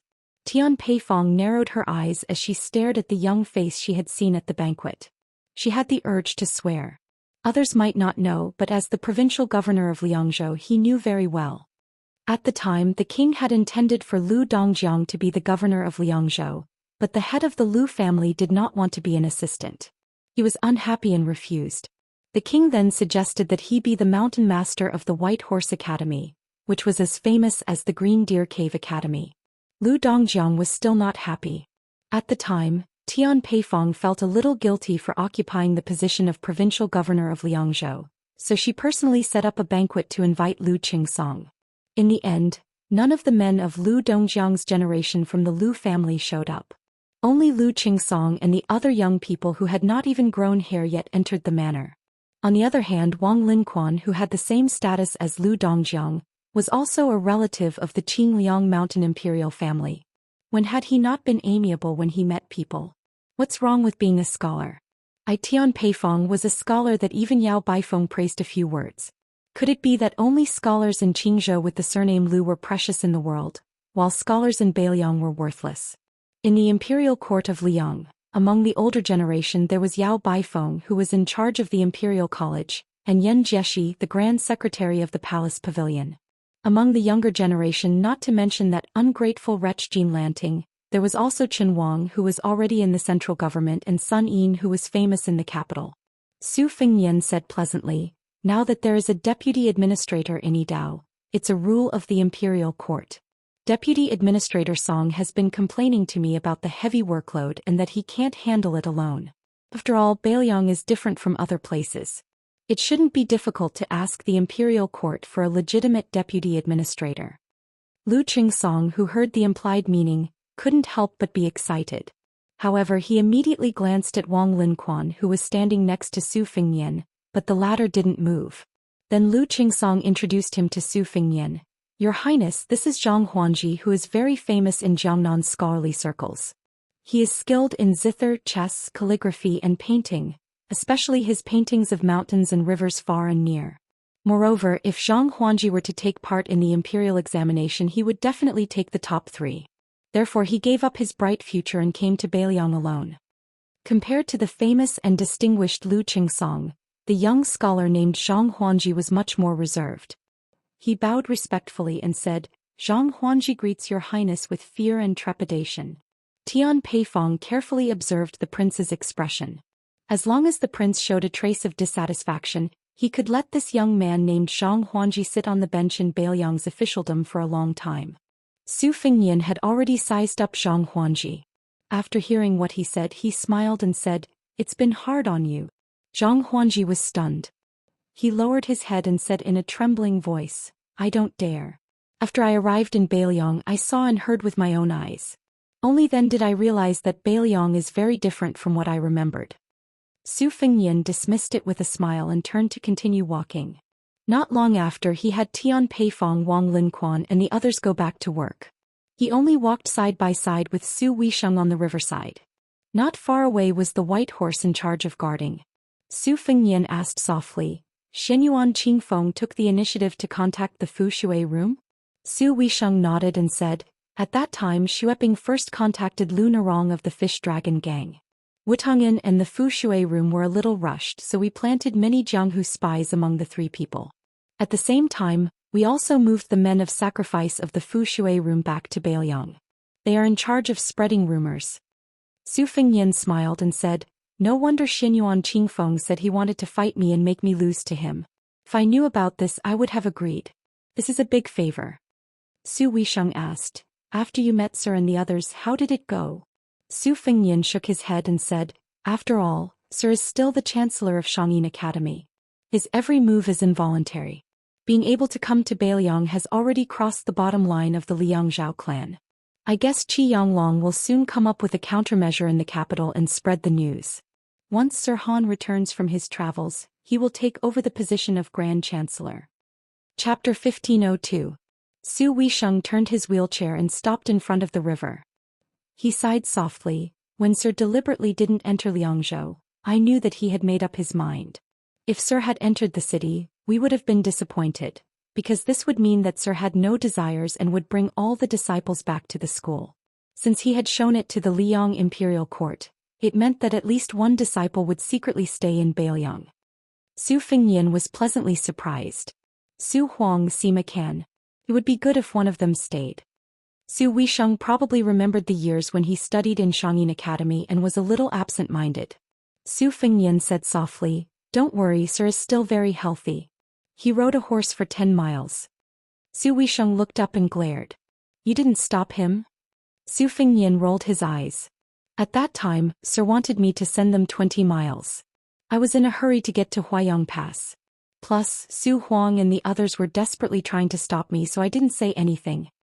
Speaking of this, Su Fengyan smirked and said, "In the end, old Mr. only asked me to accompany you for 10 miles. Although he said it was my intention, I think old Mr. really couldn't take it anymore." Su Weisheng's lips curled up. Su Fengyan squatted down beside the wheelchair and rubbed his temples. He sighed. Why is the Lu family so stupid? Could it be that the intelligence of the entire clan was concentrated on the old consecrator Lu Feiqi and Lu Qingyan? Wang Linquan isn't someone who's easy to deal with either. Although he's been watching from the sidelines, he's still kind enough to not kick the Lu family when they're down. But at the very least, we're still a family. If Wang Linquan can take a step back, Mount Qingliang will be much safer. Su Weisheng asked calmly, "So you deliberately proposed to let Lu Dongjiang be the useless deputy administrator to beat Wang Linquan?" Su Fengyan said bitterly, "You can say that I'm beating around the bush. However, if I continue to ignore the Lu family, I'm afraid that in less than 3 or 4 years, the local officials of Beiliang will eat up the Lu family until not even their bones are left. Even my Wutongin is secretly selling calligraphy, paintings and antiques in exchange for salt, iron and food from other places. This Lu family, on the other hand, has bought more than 30 calligraphy and paintings with the old consecrator's hard-earned savings. Since they have no choice but to take root in Beiliang, it would be good even if they followed Wang Linquan's example and bought land at a low price from the other families that have moved out of Beiliang. Was this the time to pretend to be cultured? Each one of them is feeling complacent, thinking that they have taken advantage of the world." Su Weisheng suddenly gloated. "Actually, you underestimated Wang Linquan's conduct. Since the beginning of spring, this god of wealth has quietly bought a number of priceless calligraphy and paintings at a low price. He should be lowering his status to give them to the Lu family. As soon as you opened your mouth, you casually threw out a secondary second-rank deputy administrator. Wang Linquan can't give them away. Otherwise, not only will the Lu family not care, they will also be looked down upon by the old Lu Dongjiang and the young Lu Qingsong." Su Fengyan was vexed. "Sister, why didn't you say this earlier?" Su Weisheng beamed. "It's my fault." Su Fengyan immediately raised his hands. "I acted abruptly." Su Weisheng sneered. "Abruptly? Does our king of Beiliang act abruptly? Otherwise, why would he fight with the second most powerful person in the world, Tuoba Bodhisattva, all the way from the northern part of the western regions to Snow Lotus City? He fought to his heart's content and turned the world upside down. It was truly awe-inspiring. I was thinking of getting someone to make a plaque with the words #1 in the world, and hanging it at the gate of Mount Qingliang. If you think the words #1 in the world are tacky, how about invincible in the world? Isn't it more domineering?" Su Fengyan knew his second sister's temperament, so he didn't dare to refute her. He pulled a blade of grass from the ground with a frown, flicked the soil away and held it in his mouth. Su Fengyan suddenly sighed. Beiliang is so big, so many aspects. Even a dog would hate to be the head of the household for 3 years. Su Weisheng reached out and slapped him heavily on the head. "Who's the dog?" Su Fengyan said helplessly, "Didn't I want to say the second half of my sentence? I just wanted to say that it wasn't easy for our father to be the head of the household." Su Weisheng looked at the sky and whispered softly, yes. Su Fengnian, who was originally squatting, simply sat on the ground and slowly chewed on the blade of grass. For some reason Su Weisheng thought of a song that had never been circulated. Back then she and his sister were married off to Jiangnan. That day there was a young man in the Wutong'an knocking his chopsticks on a wine bowl. Seeing you off for 1,000 miles until the steep mountains become flat plains. Parting with sorrow, please drink 623. 1 tael, may you bring an umbrella when it rains in Jiangnan. 2 taels, may you gently fan yourself in the heat. 3 taels, may you not forget to put on more clothes when winter comes. 4 taels, may you spend more time together every year. 5 taels, may you be free from illness and worry and always happy. 6 taels, may you be happy without wind or rain. 623. 3 taels left. I am in the northwest, one pass after another. Separated from you, one mountain after another. Finally, may I know that you are safe. Su Weisheng let out a long breath, turned his head and said softly, don't do stupid things in the future. You will make father, mother, and your sister worry. Su Fengnian made a sound of agreement, then spat out the blade of grass. He looked into the distance and said softly, Tuoba Bodhisattva has gone to Liuzhou and Huang Manor is there. I'm just worried. Su Weisheng lowered his head and his expression could not be seen clearly. The breeze blew and the hair on his forehead rose and fell. Su Fengnian smiled and stood up. Sister, I am going to Huayang Pass. While Tuoba Bodhisattva is not at the border, I will personally go to Hutu City. Sister, don't worry, this time I will not act on impulse. As long as the situation is not good, I will retreat. Su Weisheng raised his head and said in confusion, call me second sister. Su Fengnian scratched his head. It's all the same. Su Weisheng waved his hand. Go, when you reach Hutu City, twist hundreds and thousands of Beimang heads off. Su Fengnian laughed. You said it yourself. 3 days later at dusk, when a figure appeared on the city wall of Hutu City, the Beimang army that had been attacking the city day and night for more than a month suddenly retreated. For the first time they had a truce. Looking at that person from afar, the Beimang army was terrified. At dawn the next day a strong wind blew. The king of the northern court, Dong Zhuo, only dared to take 100 steps out of the formation under the protection of the Beimang armored guards. He looked at the city wall of Hutu City and did not say any heroic words. He only raised his arm high and then waved it down heavily. Thus, the most tragic battle in the second year of Xiangfu began. Chapter 1503. Yesterday, Su Fengnian had rushed to the top of the city wall from the south without any warning and intruded into Hutu City alone. Not to mention the Beimang army, even Lu Jinyu and the other Beiliang soldiers looked at each other in dismay when they heard the news. When Su Fengnian had rushed all the way from Huayang Pass to Hutu City, a Beimang martial arts master who had temporarily acted as a stable in the south of Hutu City simply abandoned his horse and ran madly toward the main camp. Then the Beimang's momentum of attacking the city suddenly slowed down and retreated like the tide. This night, Su Fengnian stood on the blood-stained north city wall of Hutu City. The Hutu City's main general and lieutenant he had drunk with last time had lost 2 of their faces. The careless Ma Jili was dead and the elegant Chu Hanqing was also dead. When they left they were in the prime of their lives. From Lu Jinu's calm narration with a hoarse voice and not much emotional fluctuation, Su Fengnian learned that the 3,000 elite cavalrymen who could wear heavy armor and fight as heavy cavalry and the 6,000 light cavalrymen in the city were still intact. However, 8,000 of the 24,000 regular infantrymen and nearly 10,000 auxiliary soldiers had died in battle. When Su Fengnian had asked how many wounded soldiers there were, Lu Jinyu had only said that there were not many wounded soldiers. Su Fengnian was silent. In fact, he had known the cruel answer in Huayang Pass. The north, northeast and northwest sides of Hutu City were Beimang's 3 main attack fronts. Lu Jinyu had accurately divided the city into 32 defensive lines, with each lieutenant leading their own defense. If the Beimang barbarians managed to reach the top of the city wall and could not retreat within 30 minutes, Lu Jinyu had to mobilize other forces to support them. Then the main general would be dismissed on the spot and become an ordinary soldier. The deputy would take his place and so on. In the past 2 months, a total of 7 lieutenants had died in battle. The reason why Lieutenant Chu Hanqing had died in battle was because the 3 senior captains under his command had died one after another in just 2 hours. This was the first time that Tiger Head City had a situation where more than 600 enemies were continuously pouring in. The key point was that the defensive line seemed to be getting bigger and bigger. Furious, Lu Jinyu asked the sentries to send a message to Chu Hanqing, who was already covered in blood, saying, "If you really can't defend the city, just say the word. Lu Jinyu will personally lead people to help." Beimang, who had finally found a breakthrough, began to frantically mobilize their troops. When Lu Jinyu rushed to the battlefield with 800 personal guards and killed off the Beimang barbarians, Chu Hanqing, who had countless corpses at his feet, was sitting in a pool of blood at the foot of the wall. His face had been chopped beyond recognition. If it were not for the bright armor that the general had personally bestowed upon him for his military service, no one would have recognized this corpse as Lieutenant Chu, who had a pair of exceptionally beautiful daughters. He was the Bailiang seed who had been persuaded by the general several times to go to Tai and city to take the imperial examinations and become a scholar. Before dawn, Su Fengyin turned his head and looked along the horse path that the Bailiang frontier army liked to call the city wall. The corpses on both sides had been removed last night, so the people who appeared on the city wall at this moment were all living people. This seemed like nonsense, but in fact it was not. As long as ordinary people did not have any illness or difficulties, they might need 40 to 50 years to lie in a coffin.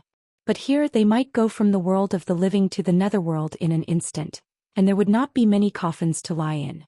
Su Fengyin looked away and said to Lu Jinyu, who was about to return to the tall building in the city to pay attention to the first-hand battle situation, "General Lu, at present I can only make a rough judgment based on the qi cultivators of the Guanyin sect.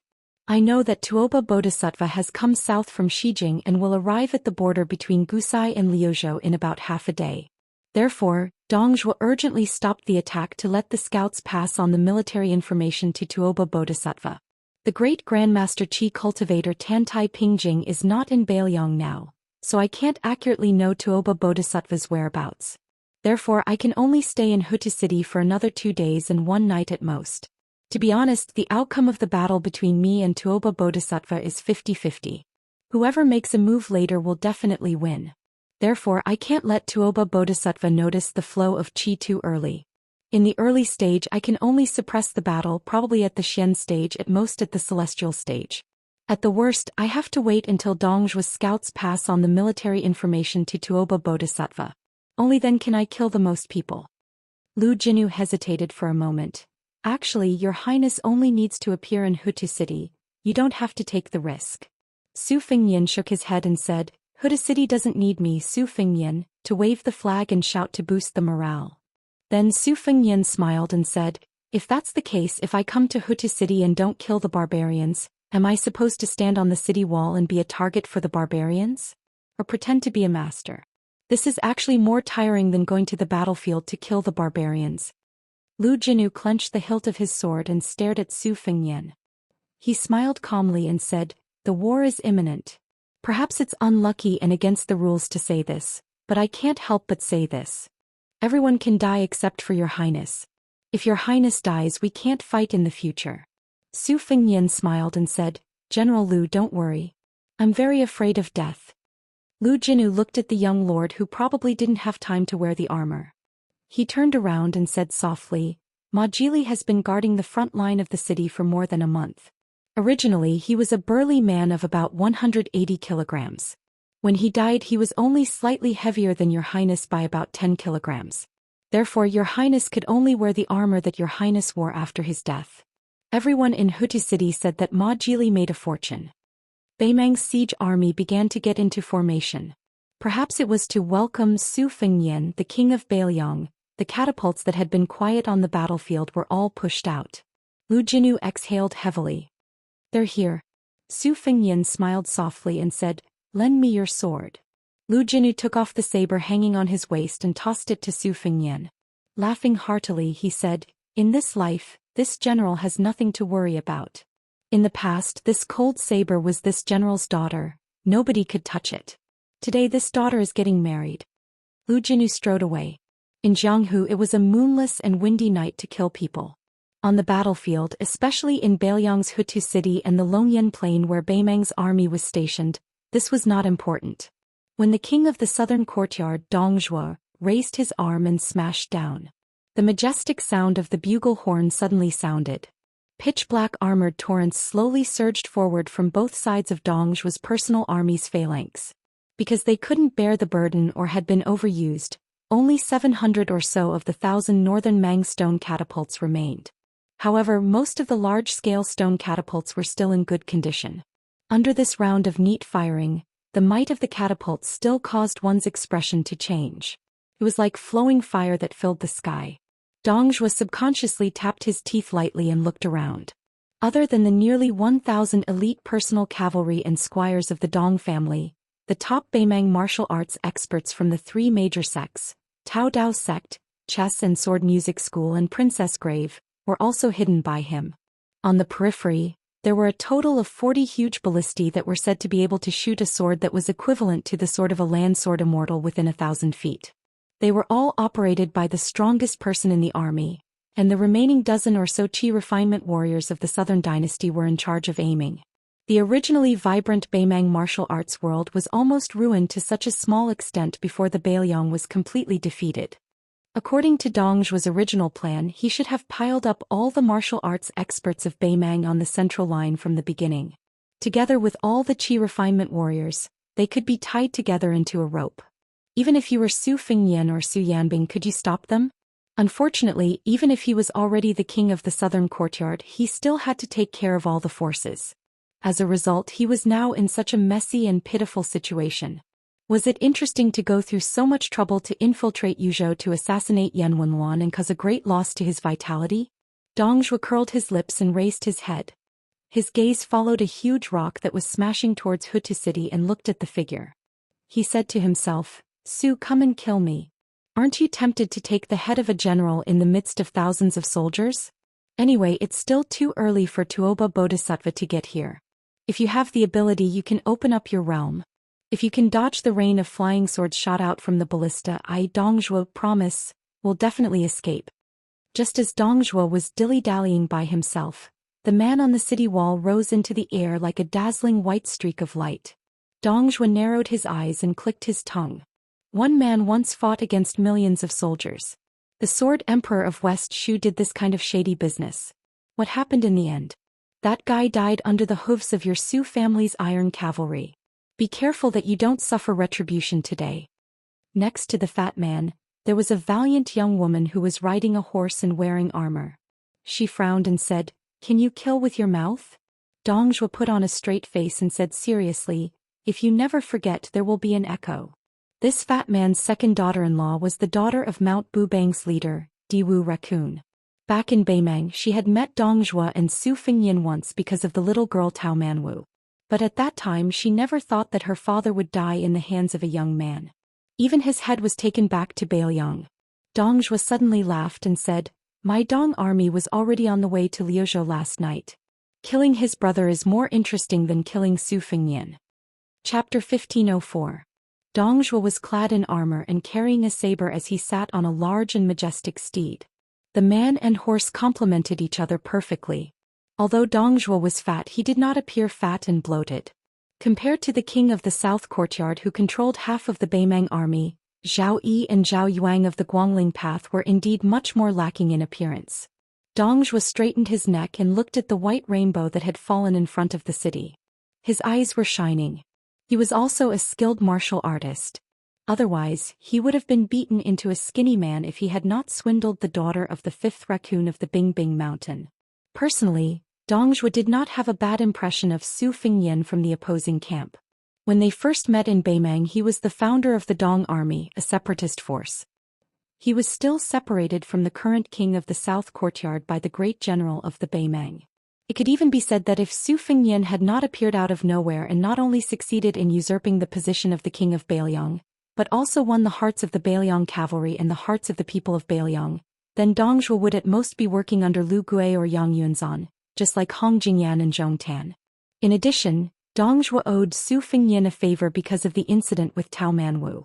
Therefore, if it was not for the general trend, Dongzhuo actually wanted to sit down and have a good chat with Su Fengyan. He wanted to learn from the famous scholars of the Central Plains who liked to chat and talk about heroes over wine on a snowy night instead of being in such a situation. In Dongzhuo's vision, the person was indeed as expected. Because he was afraid of Tuoba Bodhisattva, he did not display the supreme cultivation of the celestial state. Instead, he borrowed weapons from the border army of Hutu City or the armored soldiers of Beimang to block the giant stones thrown by nearly 1,000 catapults. The attacking figure landed in the open space between the two armies. Although he had suppressed his qi and momentum, his momentum was not inferior to the scene of thousands of cavalry charging out of the city. This made Dong Zhuo, who was limited to the Vajra state because of his root bone and fate, could not help but tremble with fear. Fatty Dong said that even the Sword Emperor of Shishu could not be a match for 10,000 people on the battlefield. However, Dong Zhuo knew that if Su Fengyan did not have the worry of Tuoba Bodhisattva and allowed him to fight freely, the formation of the Beimang siege army, which was mostly infantrymen and only had 2 winged cavalry, would be easily disrupted. Therefore, Dong Zhuo hoped that the great guru would show the magnanimity of an immortal on the land and ignore the fight between the ants under his feet. It would be best if he came alone to find trouble with Dong Zhuo. In this regard, Dong Zhuo had already prepared a response. In addition to the top masters around him and the large ballistae that could shoot the immortal sword of 1,000 feet, Dong Zhuo had also placed many masters who could conceal their qi in the cavalry on both sides. As long as Su Fengyan was deeply trapped in the formation when he wanted to retreat, it would be easy for them to form a circle around him. Not to mention intercepting and killing Su Fengyan, who was returning to Hutu City. The worst-case scenario would be to consume a large amount of Su Fengyan's essence, qi and spirit. In this way they would be able to delay until Tuoba Bodhisattva entered the formation. For this reason, Dong Zhuo had specially asked several grandmasters of Beimang and repeatedly confirmed that after entering the celestial phenomenon state, one would be able to achieve what the Confucians called the heavens perception and be able to resonate with heaven and earth. Then the qi in the martial artist's body would be like a turbulent river meeting a flood season. Could be said that it was like adding wings to a tiger. However, this kind of behavior that belonged to stealing the qi of heaven and earth had a congenital flaw. That was, God could only add flowers to brocade, but could not provide timely help. Once it involved the consumption of the martial artist's root, it would still be difficult to make up for it in a short period of time. Otherwise, 2 grandmasters of the celestial phenomenon state would not be able to determine the winner even if they fought until the end of time. In the past, there was an old swordsman named Li Chungang at Liang Lake. He had used 1 qi to break 2,600 armors by the Guangling River. Most of the ordinary people were shocked by the number of the Great Destruction cavalry. However, only those who had reached a higher level in martial arts would understand that the true horror lay in the 2 words 1 qi. This meant that the old man named Li Chungang did not care about the celestial phenomenon of qi and qi. 1 qi was 1 qi and 1 sword was 1 sword. Dong Zhuo had made it clear that he wanted to use the lives of hundreds or even thousands of Beimang masters and soldiers to deplete a trace of Su Fengyan's root, just so that the king of the northern courtyard, Tuoba Bodhisattva, could have a better chance of victory. In his line of sight, the streak of white light began to charge in a straight line in a barbaric manner. Dong Zhuo curled his lips and said, if he wasn't the king of Bailiang and was just a man of Jianghu, then who in the world would be able to stop him? Being Li Chungang and Chao Chongqing, he's really cool. This guy is really admirable.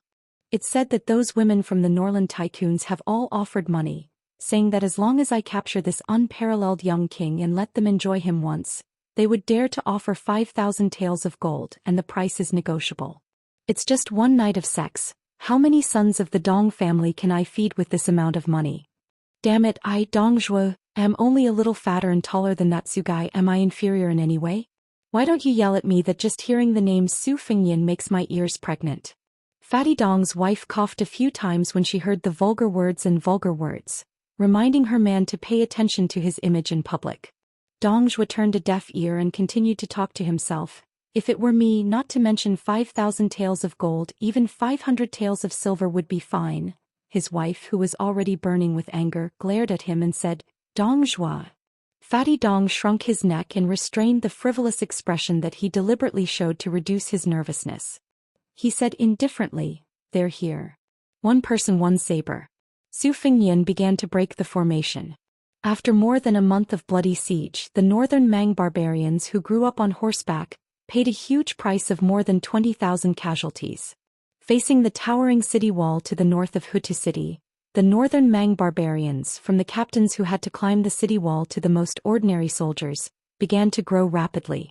As they rushed forward, they estimated when the crossbows of the city wall with all kinds of crossbows of northern Liang would shoot out, and they would collectively raise their shields. Of course, they wouldn't stop moving forward.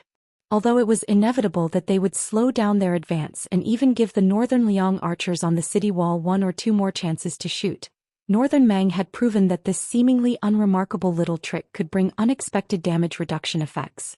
After all, the accuracy of the northern Liang's crossbows was too amazing. Even if they were advancing in formation, as long as they dared to ignore the splashing arrows, the northern Liang border army dared to kill them within 300 steps of the city wall in order to reach the city wall sooner. In front of Dongzhuo's eyes, there were 3 densely packed armored torrents, which were almost mixed with all the siege weapons recorded in military books. The contributions of the southern dynasties couldn't be ignored. There was a battering ram cart pushed by dozens of strong men, a mobile opposite tower as high as the city wall, or even higher than the city wall. The opposite tower was wrapped in special cowhide that could stop rockets, and there were nearly 100 people hiding in it, a hook ladder with pulleys at the bottom, and a trench bridge that was originally only used to level the trench. Under the suggestion of Dongzhuo's aides in the tent, once they were placed on the city wall, it would be like an artificial slope. At that time, the reason why Beimang was able to send 600 people to the city wall at the same time was because of the 2 trench bridges that turned something rotten into something magical. More than 30,000 infantrymen, and as many as 15,000 in the middle army that was mainly attacking the north side of Tiger Head City. The 2 flanks were slightly less in number, so they attacked the north side of Tiger Head City. Between the 2 gaps formed by the 3 square formations of infantrymen, there were 2 groups of over 1,000 elite cavalry that took the lead to break in, trying their best to suppress the rain of arrows. On the 2 outermost flanks, there were 2 groups of cavalry charging separately. Besides supporting the siege soldiers with their skillful archery skills to prevent the cavalry in Tiger Head City from attacking, they also needed to restrain the cavalry stationed in Huayang Pass from afar to deal with the lightning attacks of the Beiliang cavalry reinforcements that came and went as fast as the wind. According to Zhong Tan's valuable experience in sieging cities at Huluku on the eastern front, the continuous attack on Hutu City should be led by about 10 Kiliarchs who were well-trained and close to the battlefield. Once there was an emergency situation where a Chiliarch lost 200 or at most 300 men, this troop should immediately withdraw from the battlefield regardless of the outcome. Then a Chiliarch in the rear should lead the troops to replace them in sieging the city. If these 10,000 men who were eyeing the city covetously found an opportunity on the battlefield, Dongzhuo would also give them the military power to act as they pleased. They would not need to wait for orders from the commander-in-chief's tent and could immediately send their troops to the battlefield. Those Kiliarchs who were hoping for a fluke and not to make any mistakes, because they missed the opportunity, before they could return to the camp, 2 of them had already been executed by the King of South Courtyard's cavalry. Because of this, 2 of the generals were demoted to Kiliarchs. One of them managed to atone for his crime and eventually led 300 men of sacrifice to attack Hutu City's city wall. After killing a Beiliang lieutenant surnamed Zhu, he was personally beheaded by Lu Jinu and died on the city wall. His corpse was nailed to the neck by a Beiliang soldier with a flying hook and hung on the city wall. After Beimang took back the badly mutilated corpse, Dongzhuo personally sent the first generals to die on the Central Front battlefield into a coffin and sent people to transport it back to the Southern Dynasty. At this moment, when the 2 groups of cavalry who were charging ahead saw that lightning-fast figure crash into the Central Army's infantry, some of the cavalry who were proficient in riding and archery received orders from their commander-in-chief, almost simultaneously released a rain of arrows into the empty space in the center. Even though almost all of the cavalry had predicted that person's speed and did not shoot at him but at the area in front of him, they still only saw the arrows land behind that white streak. It was simply too fast. The 2 groups of cavalry no longer wasted the arrows in their bags and continued to charge forward. Chapter 1505. As Su Fengyan charged forward, his left hand lightly rested on the hilt of the saber at his waist. From the top of the city walls, one could instantly see the faces of the soldiers at the very front. It was early in the morning and these Beimang barbarians were all holding shields, breathing out large mouthfuls of fog. Many of them were in their prime, perhaps having been veterans of Beimang for many years. Perhaps there was still some nervousness in their eyes, but they did not have the slightest bit of confusion that one would have when entering a battle for the first time. This was not strange. Whether it was a cavalry charge against a cavalry charge or a heavy infantry charge against a cavalry charge, the soldiers at the very front were all first-rate elites who were most skilled in battle and were not afraid to die. This was because what they were doing was precisely rushing to their deaths. Beiliang defended the city with crossbows and then crossbows. These 3 axes had already made Beimang's infantry suffer greatly in both Crouching Bao City and Xiaoguang City. And among those first crossbows, there was a sense of hierarchy based on the weight of the crossbow. Ballista, Big Yellow Ballista and Fanning Ballista. These were the 3 most famous heavy ballista of the Northern Liang Border Army. Under the control of the ballista and the ballista bolts were shot out one after another. Before Su Fengnian broke into Beimang's battle formation, bolts shot out from the top of the city walls behind him. The bolts were tied to the bowstrings, completely capable of piercing through a horseman and his horse. The bolts were as large as spears. One of the bolts flew over Su Fengnian's head and struck a moving building, directly piercing through it. The huge bolt did not stop there, carrying the blood of the corpses within the building with it. It landed in the infantry formation behind the building, shooting a soldier who had mistakenly thought that he was lucky enough to be hiding behind something so that he could at least die a little later. The bolt pierced a large hole through his chest and shield. The terrifying penetrative force caused the soldier to die before he could even feel the pain. Su Fengnian instantly pulled out his cold saber. Breaking the formation by himself. Facing Su Fengnian head-on, Beimang's foot soldiers on the front line. Several soldiers who were responsible for shielding the archers behind them from the rain of arrows slowly raised their shields. Su Fengnian pierced through the Beimang soldier's shield and body at the same time, and the 2 halves flew to the sides. In this straight line, the shield bearers at the front and the archers at the back all exploded into a bloody mist without exception. For some unknown reason, compared to those who died in the vertical direction, those who died in the horizontal direction died silently. Perhaps they were stabbed by a mysterious object that was as hard to detect as a thin needle. Perhaps they were stabbed by an imperceptible red dot from their temples.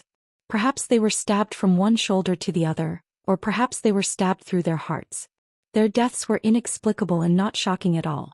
Only when their corpses fell to the ground would some blood slowly flow out from their wounds. The figure who broke through the thick formation was already far behind the corpses. With an astonishing speed that ordinary martial artists could not reach with their naked eyes, the childhood sweetheart Huang Tong madly spun around the 4 prefectures of its master. 4 flying swords rose into the air. It was as if a sharp weapon had drawn out a bloody groove on his skin. After Su Fengnian broke through the formation 160 steps in one go, his figure paused for a moment. He raised his head and looked over. As expected, there were already 3 Northern Mang martial way experts who had moved upon hearing the scent of blood nearby. Even further away there was also a group of experts rushing over in succession. However, Beimang's foot soldiers did not slow down because of this. They brushed past him amidst the deafening sound of the war drums. When Su Fengnian arrived at Hutu City and saw Beimang's extremely orderly retreat, he already felt that it was very difficult to deal with. At the same time, he admired Lu Jinu of Hutu City even more for his ability to defend the city. Su Fengnian seized the moment when the leading blade-wielding expert hacked downwards to leisurely and carefree shake of his wrist. It looked like he was casually shaking off the blood on his cold blade, but because of that wave of fierce aura, the corpses of those Northern Mang armored soldiers to his left flew outwards in large amounts. The master wielding a sword was not afraid of death. He poured all of his qi into the sword that he thought had reached the realm of perfection. There was a light green gang qi at the tip of the sword. It was obvious that he had an extraordinary cultivation level that only a level 2 master could have. While the master who was determined to die attracted Su Fengnian's attention, there were 2 people on his left and right who suddenly sped up. One of them was a burly man who was bare-handed. He suddenly pounced forward after descending from the sky. On the other hand, the short old man to the right of Su Fengnian closed his mouth tightly. He placed one hand on his chest and the other hand behind his back like a long spear. He bent his back and rushed towards the young man who was one of the 4 masters in the world. The exuberant killing intent that instantly erupted made those trembling Northern Mang ordinary soldiers who didn't even look sideways feel a wave of chilliness all over their bodies. That master who jumped down from high up and slashed down like a hot knife through butter suddenly opened his eyes wide. The old guy in his hand, which he had relied on for half of his life and could be considered a heavy weapon among sabers, was actually casually extended a hand to that young man and casually grasped the blade's edge. At the same time, the brawny man who had hammered out with his fists seemed to have suffered a heavy blow. His tall and sturdy body paused for a moment before he gritted his teeth and continued to charge forward.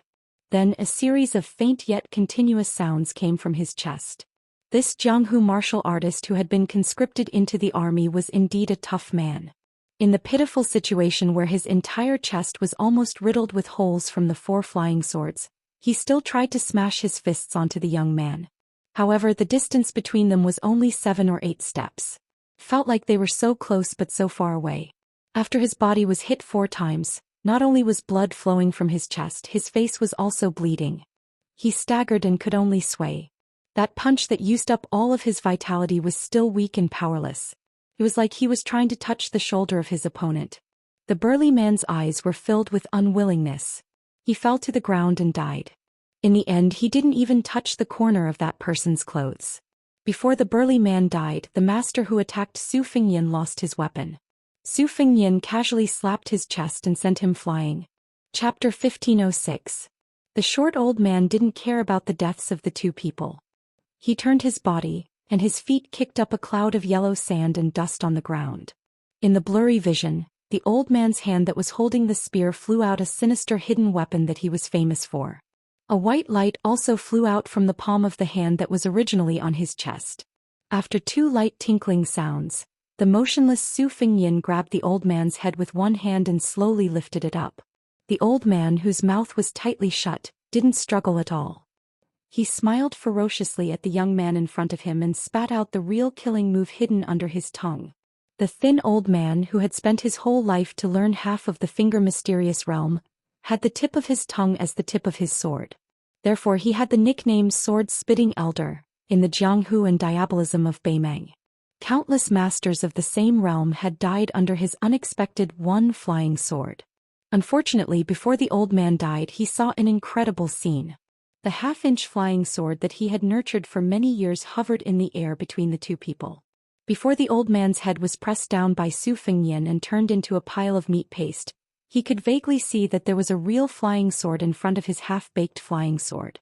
The saber master, who was sent flying by Su Fengyan but was surprised to find that he wasn't seriously injured, suddenly felt a sharp pain in his chest before he could sigh with emotion. After falling to the ground, he found that there was a crossbow arrow that was almost as big as an iron spear in his chest.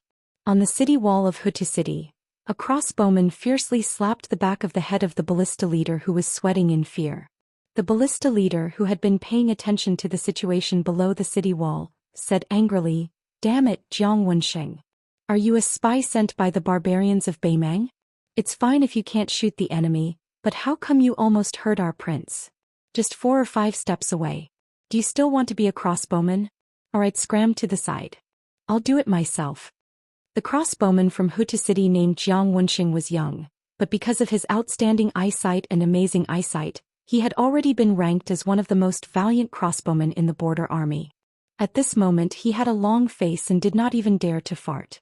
The head of the standard was about to push away the little bastard who had almost caused trouble, but when he saw the hastily bandaged wound on the young man's face, he stopped. Half a month ago, a Beimeng barbarian archer shot an arrow into his cheek. Fortunately, he dodged quickly, but the arrowhead still tore off a large chunk of his flesh. These days he had been laughed at by the other people in the competition. They said that he was ugly to begin with, and now that his face was disfigured, it would be even harder for him to find a wife.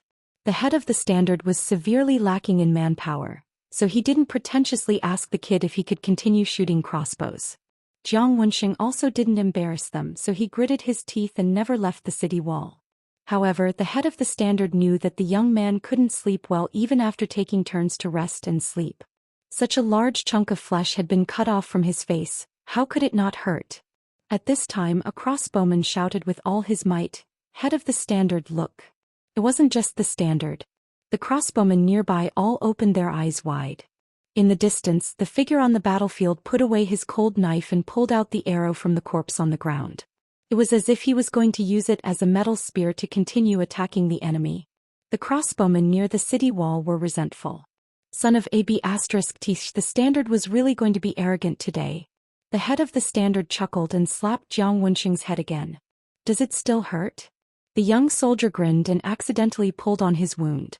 He immediately grimaced, smiling brightly as he gasped, "Hurt my ass." The head of the standard looked around and roared, "What are you daydreaming about? When the enemy is 200 steps away, the arqueballistas are still the same. The rest of you switch to foot crossbows. Just ride the northern Mang barbarians like they're riding girls." On the battlefield, Su Fengyan raised the arrow and looked forward. Further away, Dong Zhuo narrowed his eyes, his face dark. It was normal for people to die, especially with Su Fengyan personally taking action. As the king of the southern courtyard, he didn't feel any pain when a few Jianghu experts died. However, if the death was less valuable than expected, if it was in the imperial court and not on the battlefield, then Fatty Dong would definitely jump up and curse. The young wife beside him, who liked to compete with the noble wife, frowned and said softly, "It's not that sending them in batches to be killed by Su is ineffective, but they might not be able to last until Tuoba Bodhisattva arrives. It's best if husband withdraws to the rear and let those level 1 experts, especially those at the finger-profound realm, attack together. They only need to harass from the side and not engage in close combat. They can cut flesh with blunt knives and slowly wear them down." Dong Zhuo shook his head slightly and said with a sinister smile, "They won't come to the table if we don't give them a few appetizers first. Besides, it's fine if Su Fengyan doesn't want to come to the table. Since he killed one of my experts today, I'll let Hutu City move away 100 more corpses today. Let's see whose patience and temper are better. I, Master Dong, have a big family and a big business. I can afford to fight." Dong Zhuo suddenly turned his head and said sternly, "Pass down the order. Let Cui Hong lead another 15,000 soldiers to form a formation and advance. At the same time, tell the 3 generals on the front lines that in today's attack, they are only allowed to retreat after every 1,000 casualties. Send out sabresmen to supervise the battle. Anyone who dares to retreat without permission will be killed. After the battle, punish their families and tribes." Soon, the Dong family army's crow pen went to convey the military order.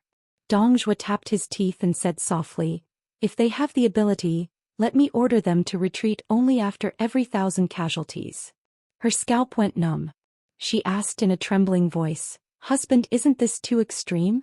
Dong Zhuo snorted and said in a deep voice, "As long as we cross the threshold of Hutu City, then the main army under my command will be able to challenge Bailiang's 300,000 border soldiers. If they went one step further, as long as they crossed Bailiang and smashed the Su family's iron cavalry, there would be no other army in the world that could compete with his Dong family army. If one more person died here today, then maybe 10 fewer people would die in the central plains of Liang. This account was worth it." Chapter 1507. Su Fengyan's existence was like a reef in a river. Although it stirred up huge waves, it couldn't stop the surging torrent. On the battlefield north of Hutu City, the cavalry on both sides of the infantry phalanx had already suppressed the enemy with several rounds of projectile shots. The shield-wielding infantrymen at the head of the tide raised their shields outside the city. The archers at the back braved the rain of arrows from the city and launched the first wave of projectile shots. While the shield-wielding infantrymen and archers were attacking and defending, the scaling ladders and towers suddenly sped up in the gaps between the phalanx. While the latter attracted the attention of the Bailiang's crossbows, the archers under the cover of the shield-wielding infantrymen didn't stop shooting. More Baimang soldiers who acted as men of sacrifice began to run wildly. They didn't wear heavy iron armor, only lighter leather armor. They held a shield in one hand and a saber in the other. These men of sacrifice, who had been conserving their energy during the advance of the phalanx, began to charge forward when they were 150 steps away from the city. They would play the most bloody role in the history of war. Almost at the same time, nearly 100 scaling ladders raised high by the Baimang soldiers were placed in the gaps between the battlements. As the name suggested, the 10 or so towers, which were almost as tall as the city, formed a pattern of confrontation with the city after they stopped. At this time they seemed to show their ferocious faces. The thick cowhide, which was called a mask by the remnants of the southern dynasties of Baimang, was suddenly torn off. The archers hiding in the towers were all great archers of the grassland. Compared to the archers who created the rain of arrows behind the shield-wielding infantrymen, their accuracy was far better. They wanted to kill as many soldiers of Hutu City who could hide in their blind spots as possible. Between the towers, the scaling ladders with iron hooks at the top were like maggots in tarsal bones, biting the body of the giant of the northwest border, Hutu City. At the same time, the ordinary soldiers who pushed the scaling ladders first began to climb the ladders with their shields. The shields in their hands were smaller than those of the shield-wielding infantrymen, but they were sturdier than the men of sacrifice who had followed them to the city. These soldiers' duty was to open a path for the men of sacrifice behind them. They didn't expect them to be able to reach the top of the city, so they simply didn't hold any weapons. They were purely using their flesh and blood and even their lives in exchange for that little bit of height. In the distance, a group of elite cavalry appeared beside Dong Zhuo. Their iron armor was particularly bright, but it wasn't flashy. Each of them had a big bow, a light crossbow and a saber. There was an iron spear hanging on the side of the saddle. They were the elite guards of the Beimeng royal court, Yelu and Murong. They were the Iron Guards of Xianxia, the Iron Guards of Shui, the elite guards of Immortal's royal families. The only heavy cavalry of Beimeng that had never appeared in the world was selected from the Xianxia guards. From this, it could be seen that Beimeng relied heavily on this army. 200 Xianxia guards surrounded a young man and woman. The man was wearing a light yellow boa suit. He was born with a rough appearance, but he seemed to be ill. His face was pale and he sat on the back of a Fergana horse. He was slightly bent and seemed to be restrained. On the other hand, the graceful and generous woman beside him seemed to be more adapted to the atmosphere of the battlefield than her man. She squinted her eyes and looked in the direction of the city wall. Occasionally, she would retract her gaze and look at the figure that was constantly breaking the formation and getting closer and closer. She exuded a deep and gloomy aura. In her chess and sword music school, except for Tai Pingling, who was still the emperor's tutor, and Hong Jingyan, who was fighting at the mouth of the gourd, there were a few other famous poets. The ancestor of bronze men was missing, the great music school had died in battle, and Huang Qing, who was close to the sword chi, had also died. Therefore, as the famous poet of the chess and sword music school, Han Gu, she who had always been regarded as the graceful crown princess of Beimeng, had almost forced her man to come here. She wanted to see with her own eyes the culprit that could cause the collapse of half of her sect. The crown prince of Beimeng, Yelu Hongkai, whispered, "King of the South Courtyard, that guy is still breaking the formation and coming here. Should we retreat a little later?" Dong Zhuo chuckled and didn't say anything. Fatty Dong's wife, the fifth fox, frowned. In the past, she had heard from the woman who always competed with her for the title of first wife that Yelu Hongkai seemed to have been scared out of his wits when he was young. Now he looked 70 to 80% similar to the late emperor, but his boldness was lacking. He even fainted at the sight of blood. Every time he went on a hunting trip with the empress, he could only rely on the prey that his personal guard, Xianxia, caught to get by. The fifth fox quickly felt relieved. If Yelu Hongkai was as talented and astute as his father, he would have died a long time ago, just like many other Yelu descendants. Yelu Hongkai probably realized that his proposal was somewhat inappropriate, so he quickly found a way out for himself. He pretended to be calm and said, "King of the South Courtyard, aren't we waiting for the military god? The deeper the king of Beimeng breaks through the formation, the more energy he will need. If our position is too close to the front, won't that Su guy immediately run into a wall and retreat? When the time comes, the one surnamed Su will suffer and hide in Tiger Head City without coming out. Wouldn't that ruin the South Courtyard King's plan?" Dong Zhuo finally turned his head slowly and looked at the burly man with the most distinguished status in Beimeng. He smiled and said, "Your Highness is right. Luring the enemy deep into the enemy's territory with a deep understanding of the art of war is also good. Let's do as Your Highness says. How about we retreat 500 steps?" Yelu Hongkai whispered, "Will 800 steps be safer?" Dong Zhuo laughed and said, "Whatever Your Highness says." Dong family's personal army and the crown prince's cowardly Shui iron guards began to withdraw. Those hidden experts and arqueballista formations also began to move. Yelu Hongkai immediately smiled widely, even his waist subconsciously straightening a bit. It was unknown if this crown prince who was like a puppet in Beimeng's imperial court was rejoicing that he escaped danger, or if he was enjoying the great sense of accomplishment brought by Fatty Dong's respect. Yelu Hongkai reined in his horse and turned around. When he was about to raise his whip in high spirits, he suddenly heard Dong Zhuo cough a few times from beside him. The crown prince stared at this king of the south courtyard in confusion, his face full of confusion. Fatty Dong secretly moved his chin. Only now did Yelu Hongkai notice that his wife was still standing in place, having no intention of retreating with him at all.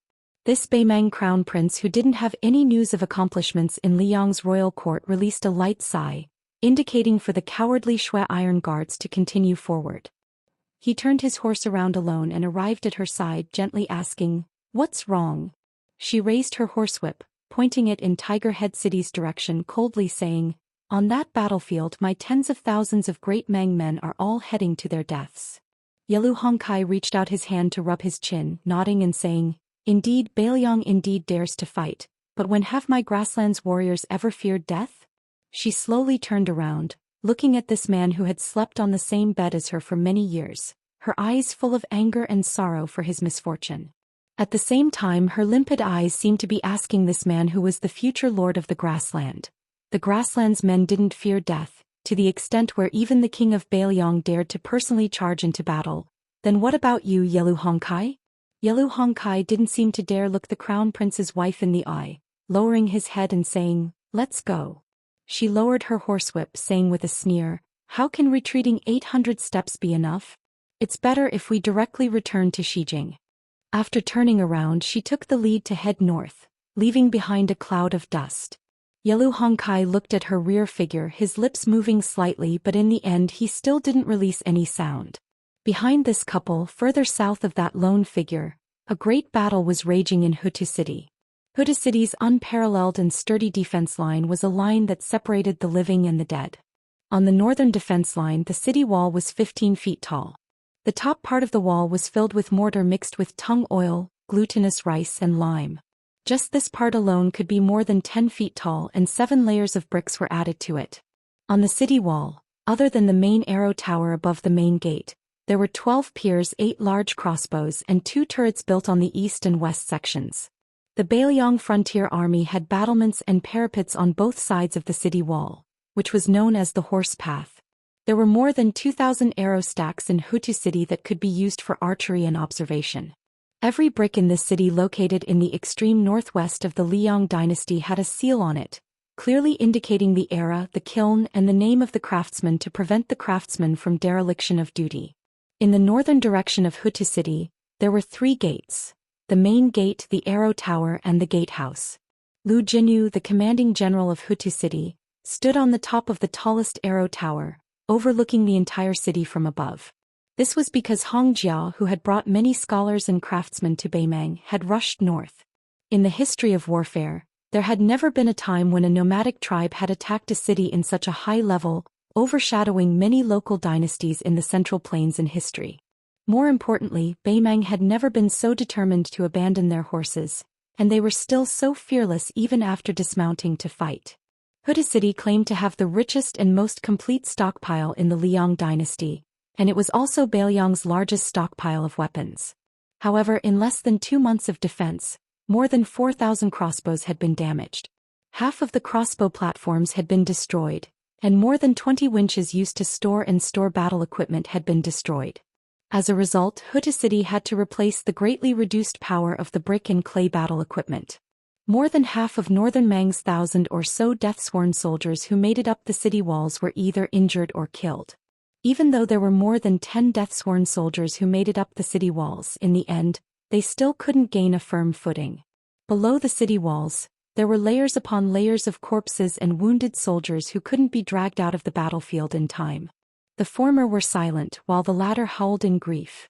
Their casualties, apart from the arrows that poured down from above, could also be caused by a country's pot of boiling oil, rolling batons, or even batons similar to those used by Navy ships. A single strike from these batons could instantly shatter an entire cloud ladder. Meanwhile, the Northern Mang strong soldiers who climbed up the cloud ladders were as weak as mosquitoes, killed on the city walls with a single strike. Chapter 1508.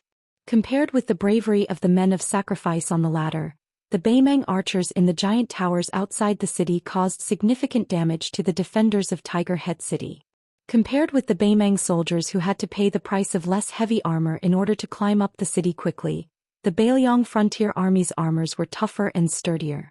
Earlier, the archers of the Beimang's two flanks and the archers behind the shield soldiers seemed to be dense, but they could not cause any real damage unless they hit the vital parts. However, the Beimang's arrows could almost be called a face-to-face, close-range shooting, especially when they were all excellent archers. One by one, the defenders of Tiger Head City had their throats and eyes pierced through. Many Bailiang soldiers even had their armors pierced through on the spot. The ladders in the infantry phalanx were constantly placed on top of the city wall. After more than 1,000 light-armored men of sacrifice opened a path for the rear to buy time, Beimang would not give Tiger Head City any chance to breathe. Soon, the strong men of Beimang wearing iron helmets and chain armor began to climb up the tower. If the first batch of men of sacrifice were all agile Beimang infantry, then this batch of strong men of sacrifice could be said to be comparable to the heavy infantry of the Central Plains who had almost destroyed the cavalry in history if they put on real heavy armor. When these strong men climbed up the city wall, even if the arrows shot down from the top of the city wall were close at hand, they only paused for a moment with their shields raised. Occasionally, a powerful Bailiang archer would shoot an arrow through the shield and the sharp arrowhead directly into the arm, but they would never flinch. In the deafening sound of fighting, a Beimang man climbing up the tower had 4 or 5 arrows nailed into the shield on top of his head.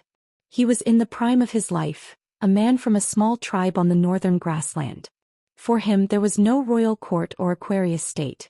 This time he followed the army to the south only because he wanted to accumulate enough military merits before winter this year so that his son who was growing up could have enough meat to eat and be promoted by one level with him.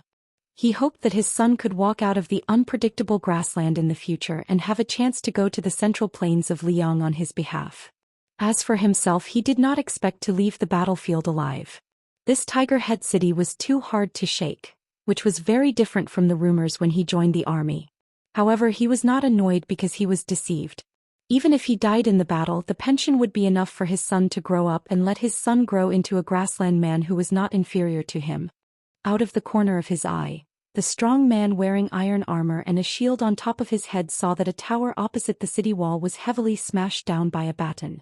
The tower shook violently and the top of the tower was smashed into pieces. More than a dozen master archers were killed on the spot and merged into the tower like meat paste. He breathed heavily, gritted his teeth and continued to climb up. Then he left the ladder in an instant. Not only him but 3 or 4 strong men behind him also met the same fate. His heart immediately turned to ashes. Immediately afterwards he and several other Beimang strong men's backs smashed into the city wall near the ladder at almost the same time. They were like a bunch of pitiful grasshoppers that were strung up by ropes. The man who fell until he was completely dizzy held his shield tightly, raising his arm to block above his head. Sure enough, immediately afterwards, there were light crossbows that shot down from above the city wall. He who temporarily escaped this disaster knew that the true danger was still to come. Their group had their armors hooked by Bailiang's flying owls. This type of weapon used specifically to deal with Great Mang's strong men was a 7-zhang long iron chain. There were sharp flying hooks nailed to the iron chain every 3 feet. Once the latter armored soldiers were hooked, they wouldn't be able to control themselves, quickly being dragged up. What welcomed them were spears one after another. He had personally seen many strong men die miserably under these flying owls. If he hurriedly removed his armor at this time, trying to escape by jumping off the city wall, it wouldn't be realistic at all. He who was suspended at the very top of the iron chain lowered his head, roaring angrily, "Hold the war blade tightly." This iron chain flying owl was pulled back by several Bailiang soldiers. The 4 Beimang strong men's iron armor grinded against the walls, releasing chi-chi noises. Out of the 4 of them he was the first to climb up, to the top of the city wall. His mind was blank. He instinctively turned around and faced the top of the city wall. After he was pulled out of the city wall he held his shield in front of him. Instantly his shield was hit by a spear and smashed into his chest. However, when he tried to swing his saber randomly, a northern Liang guard on the city wall wielding a strange straight saber smashed into his head. Blood splattered everywhere and he died on the spot. As for the 3 strong men who were dragged onto the city wall after his death, they either died under this type of axe or spear. Their corpses were removed from the flying owl and then casually pushed off the city wall. Then that flying owl was flung off the city wall again. On Tiger Head City's battlefront, one side was like ants, the other side was like ants, both sides' lives truly were like ants. Su Fengnian, who was deep in enemy territory, continued forward, unstoppable like a hot knife through butter. He swept through everything before him, no one able to withstand a single blow. However, Su Fengnian could clearly feel a few balls of dense energy following him. These people were undoubtedly Beimang martial path experts who were waiting for a chance to strike. Most of them were at Master Realm. Further away, 200 steps away, there were two top experts, one King Kong and one Xianxia. Su Fengnian continued forward in a straight line, killing people without any fancy movements. He mostly used the burst and arc spear techniques of the four-word formula that Spear Immortal King had comprehended. Especially the arc spear technique, it was wide open and was best suited for chaotic battles. Wherever the arc spear technique was used, the burst word formula energy would be mixed in. Within 20 feet of Su Fengnian, no one survived. However, Su Fengnian didn't feel proud at all. Instead, his heart became heavier and heavier. He headed straight for Dongzhuo's flag. Everyone knew that the only people who could stop him were those martial path experts. Normal soldiers were useless. However, the Beimang infantry formations pushed forward without any hesitation. If they were unlucky enough to meet him, they would die. Chapter 1509.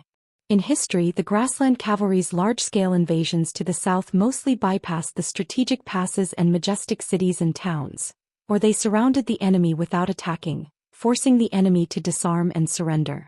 In the true sense of the word, the nomads on horseback were not good at siege battles, and the losses outweighed the gains. Instead of fighting to the death with the defending army at the border, it was better to go around the city and raid the hinterland where the city walls were low and the morale was low. Even though Su Fengnian had long understood that Northern Mang's plan was a bad one, that they had no choice but to make an example out of Northern Liang, Dongzhuo and the Magistrate of Peace were clearly ambitious as well. They wanted to use Northern Liang's 300,000 border soldiers as whetstones. This was the same reasoning as when Su Fengnian used Tuoba Bodhisattva to build up momentum. If they could win, they would be able to gallop across a wide expanse of flat plains. Once Beiliang fell, Beimang, which seemed to have suffered heavy casualties, could win the most precious general situation. It was just like when the Su family's cavalry defeated West Chu and secured the victory at the Battle of West Leibi. After that, they attacked West Shu and South Tang. It was just the icing on the cake. The key point that made Su Fengnian feel heavy was that Beimang only had Dongzhuo and Taiping Ling at the beginning. However, after the fierce battles at Hutu Town and Huluku, Beimang's soldiers began to quickly get rid of the discomfort of dismounting and fighting. Su Fengnian led the Phantom Cavalry to fight Beimang's cavalry outside Huluku. At that time, he did not see Zhong Tan leading his troops to attack the city, so he did not have a deep impression of it. Only when he was there and saw them advancing in an orderly manner and taking turns attacking the city did he realize that Beimang's million soldiers had a high chance of winning. Su Fengnian was suddenly enraged. Beiliang was a small place with few people. Every time Qingliang Mountain recruited a master, they had to use them carefully. Even Su Fengnian treated the Fingerxian Realm Sword Path Grandmaster Mi Fingjia with respect. But on this battlefield, a few Master Realm Masters had already died. Out of the 3 that showed up, there were 2 that blocked his path. He found some clues and casually tossed out an arrow to kill one of them. In the blink of an eye, there were 6. On the other hand, how many Master Realm Masters could there be in the entire Whispering Water Room? Just as Su Fengnian was about to kill the hidden masters, those Wu Dao masters suddenly retreated from the battlefield at the same time. Su Fengnian raised his head and looked. It turned out that Dongzhuo's South Courtyard King flag had begun to move to the rear, luring the enemy in. Su Fengnian, who originally wanted to quickly charge forward, suddenly stopped. For the sake of preventing any accidents from happening on the battlefield, the Huaiyang Pass Protectorate's Luya and Fuling garrisons had made corresponding arrangements. If Northern Mang didn't hesitate to send several thousand cavalry to surround and kill him, the 2 garrisons had even prepared for the worst. Even Lu Jinu had clearly stated that the cavalry within the city could charge out at any time. Su Fengnian had his eyes on Hutu City, so he was confident that he could charge in alone and leave the battlefield. However, at this moment Su Fengnian suddenly had a bad feeling. Dongzhuo's breakthrough point, or Beimang's breakthrough point, wasn't Hutu City or Gourdmouth, but Beimang's Lu province that both sides had their eyes on at the start but had tacitly given up on as the situation changed. At that time he had suggested Chu Lushan and Yuan Zhuozong to launch an astonishing strategy. They wanted to use the great snow dragon cavalry that had been biding their time and a genuine heavy cavalry as the main force to move their forces and swallow up Yang Yuanzhan's army. They would first invite the enemy into the jar and then catch the turtle in the jar. In that case, was it possible for Northern Mang to change their strategy before this and attempt to swallow up Lu province in one go? Before Su Fengyan arrived at Huayang Pass, he had already followed the plan and asked Chu Lushan to give Ko Jianghuai the title of Lu province general. He would lead 3,000 cavalry and 6,000 Liangzhou infantry to assist Lu province and work with the Longxiang army to guard the Lu province battlefield where Tuoba Bodhisattva had joined the battle. Su Fengyan stood where he was and looked towards the west, towards the distant Lu province. At this time, more than 20 cavalry had unknowingly followed the king of Beimang into the battlefield, each of them carrying a sword. The two at the front were the sword crown Wu Luding of the Wu family sword tomb and the female sword attendant Su Hua. Wu Luding rode up to Su Fengyan's side. This young swordsman said with a mischievous smile, "You don't dare to advance any more?" Su Fengyan didn't say anything. The sword attendant Su Hua, who was used to closing her eyes to rest, frowned and said in a low voice, "Let's get down to business." Wu Luding immediately kept quiet out of fear and helplessly said, "Protector General Chu wanted me to pass on a message. He said that he felt that the boy Dongzhuo has bad intentions, so he took the initiative last night to bring several hundred of his personal guards to Lu province. However, at the border between Lianglu province and Lu province, he already had 8,000 soldiers lying in ambush there, waiting for Beimang to make this move. Oh, and Protector General Chu also said that those 8,000 soldiers were all troublemakers that had been urgently picked out from the various border armies. Without him personally leading the troops, those old soldiers wouldn't be able to do anything." Su Fengyan suddenly began to laugh heartily, unable to stop no matter what. Wu Luding turned his head to Tsui Hua and asked, "Have you gone crazy?" Su Fengyan finally stopped laughing and looked towards Dongzhuo's banner in the distance to the north. He smiled and asked, "Do you dare follow me to break the formation for another 2 li?" Wu Luding said without hesitation, "I'm just here to pass on the message." "I don't dare." The female sword attendant opened her eyes and calmly said to Su Fengyan, "Your Highness, please be at ease with your back." Su Fengyan nodded. Those 8,000 old soldiers that had been put together at the last moment. In reality, long before the Su family had died, they had already been disorganized. Even before that, when a certain fatty led his army into Shu, there was no such thing as a direct line of soldiers. It had always been Great General Su Shao who gave him as many soldiers as he wanted to fight. The soldiers under his command were either the ones who died the quickest in the Su family army or the ones who rose the quickest. If one had to give him a name, there was one. It was a battle that had made him famous when he was young. It had taken place by a river. At the time of the 8,000 cavalry that he had put together, only 400 had survived. After Su Fengyan's hereditary title as the king of Northern Liang, he had a casual conversation with Fatty, who was the governor of Northern Liang at Huayang Pass. Only then did he know that ever since Fatty had led troops in more than 70 battles, there were about 10,000 people left in Northern Liang who had served under him and had not died. The older ones had already become the family heads of the general families. Most of them were young men in their 40s in the army. The most useless of them should be at least a standard commander at the very least. If Su Fengyan remembered correctly, that river was called the Yaoyuo. At the border bordering the cold stream, a fatty who had just put on his armor and mounted a horse looked at the cavalry in front of him, those familiar faces. He laughed and asked, "Everyone, how does it feel to go from a general to a lowly soldier under my Tu Lushan's command?" The cavalry roared with laughter. The fatty beamed and said, "I hear that there are quite a few people from the infantry who came here to make up the numbers. I, Chu Lushan, am a sentimental person and will not bicker with you all. Presumably, after all these years, you haven't fallen too far behind in archery and horses."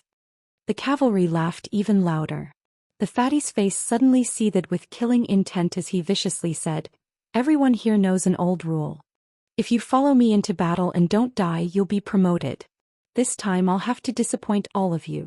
It's hard to say if you'll die, but even if you don't die, you won't be promoted. Let me say this first. The enemy this time is the cavalry under the direct command of that Dongzhuo of Beimang. There are at least 20,000 of them. We only have 8,000 people. What do we do?" A solemn silence reigned. Chu Lushan suddenly clasped his fist and said, Then I invite everyone to make another trip to the Yelluo with Zhou Xian. Chapter 15:10. In the northern part of West Shu, there were 9 mountains that looked like swords. Among them, where the big and small swords faced each other, the old emperor of West Shu chiseled a rock to open the door. People called it the Sword Gate. This was because after Li Yang unified the Central Plains, the Swords Gate mountain road had been banished into the Cold Palace. For many years, only those small merchants would travel through this road. As for the Sword Gate, after Jian Zhihuang's death battle with Wang Xianji in Martial Emperor City, some people said that the reason for its nickname was due to the fact that Jian Zhihuang had comprehended the art of swordsmanship while observing the mountains. There were even some who said that before Jian Zhihuang left Shu, he had carved a sword manual on a stone wall somewhere along the plank road. Now there were quite a few young swordsmen from western Shu who came to the plank road in search of opportunities. It was the beginning of summer when the peach blossoms gradually fell. The winding path between the mountain walls was slightly dark and damp. A middle-aged man was riding a donkey, and a handsome young man who looked like a page boy was leading the donkey. The young man was carrying a large bamboo box and he was muttering to himself. The ordinary-looking man was probably used to the young man's complaints, so he turned a deaf ear to him and dozed off leisurely on the donkey. At this moment a group of people came from the front. The leader was a common woodcutter in West Shu. He was leading a group of young men and women in embroidered clothes. The young man's eyes brightened. He threw a bunch of peach branches to the middle-aged man and whispered, "Master, master, hurry up. Turn around and ride the donkey. Also, it's time for you to recite a poem. Otherwise, with so many donkey-riding followers in the world, you won't be able to show your identity. Otherwise, you can't call yourself the Peach Blossom Sword God. No one will believe you." The middle-aged man said helplessly, "I've met more than 10 groups of people along the way. Every time I have to recite a poem with the word, peach blossom. How can I have so many poems in my stomach?" The young man glared and threatened, "Then I'll repeat the previous one. That, Immortals in the forest. It sounds quite celestial. Master, if you don't recite it, I won't help you lead the donkey." The middle-aged man was indeed good-tempered and easy to talk to. He lazily turned around and rode the donkey. He held the peach branch in his hand and recited loudly, "Looking at the peach blossoms in the forest, the dusk deepens and the road grows longer. The old man taught me the 3 Pure Ones book, lived for 1,000 years and laughed at the sovereign king." The young man, who had been as tired as a dog, instantly assumed the demeanor of a child under an immortal. He looked straight ahead and led the donkey forward in large strides. When the group of young masters and young ladies who hired the woodcutter to lead the way saw this scene, they were stunned at first. Then one of them turned to his companion and said, "Hey, these 2 little swindlers are bullying us because we haven't seen the world. Do they really think that they are Dong Tai just because they got a donkey and a peach branch? I'll get a white horse and wear a saber, then I'll be a Su Fengnian." The young man was so angry that his face turned red. The middle-aged man laughed and turned around again, no longer riding the donkey backwards. He threw the peach branch into the gap of the bamboo box. The 2 groups of people brushed past each other lightly. The young man with the donkey had carefully arranged this chance encounter, but in the end he only received countless disdainful looks. The man looked at the dispirited youth's back and chuckled. "Angry? Don't be angry. Actually, Master has been wanting to tell you this for a long time.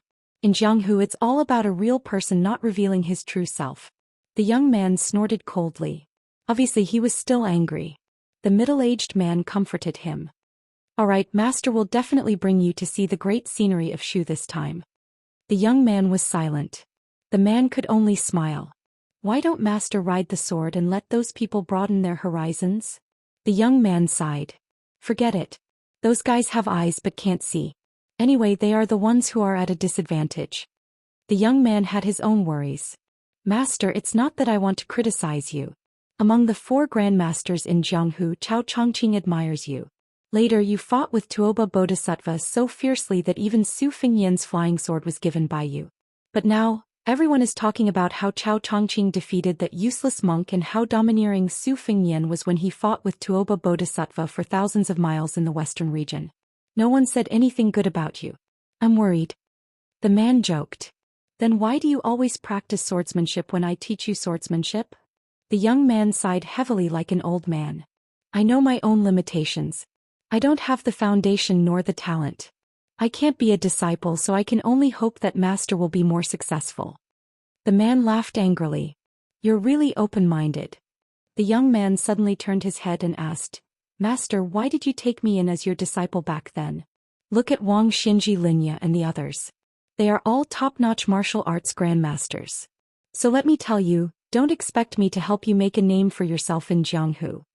The man said casually, Master, what do I need that for? Besides, it's great to live happily and die without regrets. Do you think that Chao Chongqing, Su Fengyan and Tuoba Bodhisattva can do this? They can't do it. If Master were to die tomorrow, you would be able to rely on yourself and not have to worry about food and clothing. So I don't have too many people and things to worry about. Su Fengyan can't let go of his father's inheritance, Chao Chongqing can't let go of Dechu's empire, and Tuoba Bodhisattva can't let go of fame and fortune. Don't be envious of these land immortals who don't live happily. The young man sighed. It's really tiring. It was the real peach blossom sword deity Dong Tai. He smiled and said, Do you feel less tired now that I've said that? The young man chuckled. It didn't seem like he was trying to find joy in his misery. He said sincerely, Master, you're right. There was a commotion behind the master and disciple. The young man turned his head to look. It was the young masters and young ladies who had turned back and stopped not far away. Then they sent the woodcutter to run in front of them. He seemed a little embarrassed. He rubbed his hands and smiled at Deng Tea, who was on the donkey's back. Can we discuss something? Dong Tai smiled and said, Brother, what is it?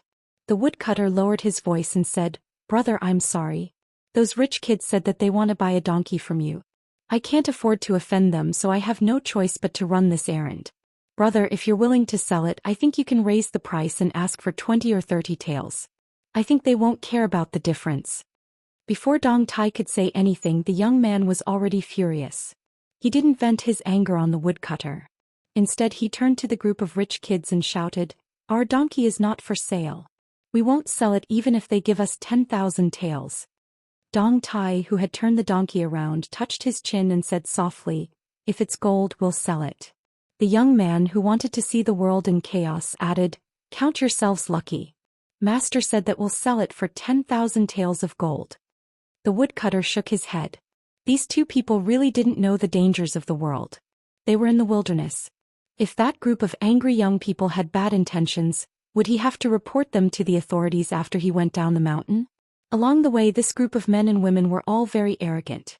They kept talking about the governor of a certain county and a certain general.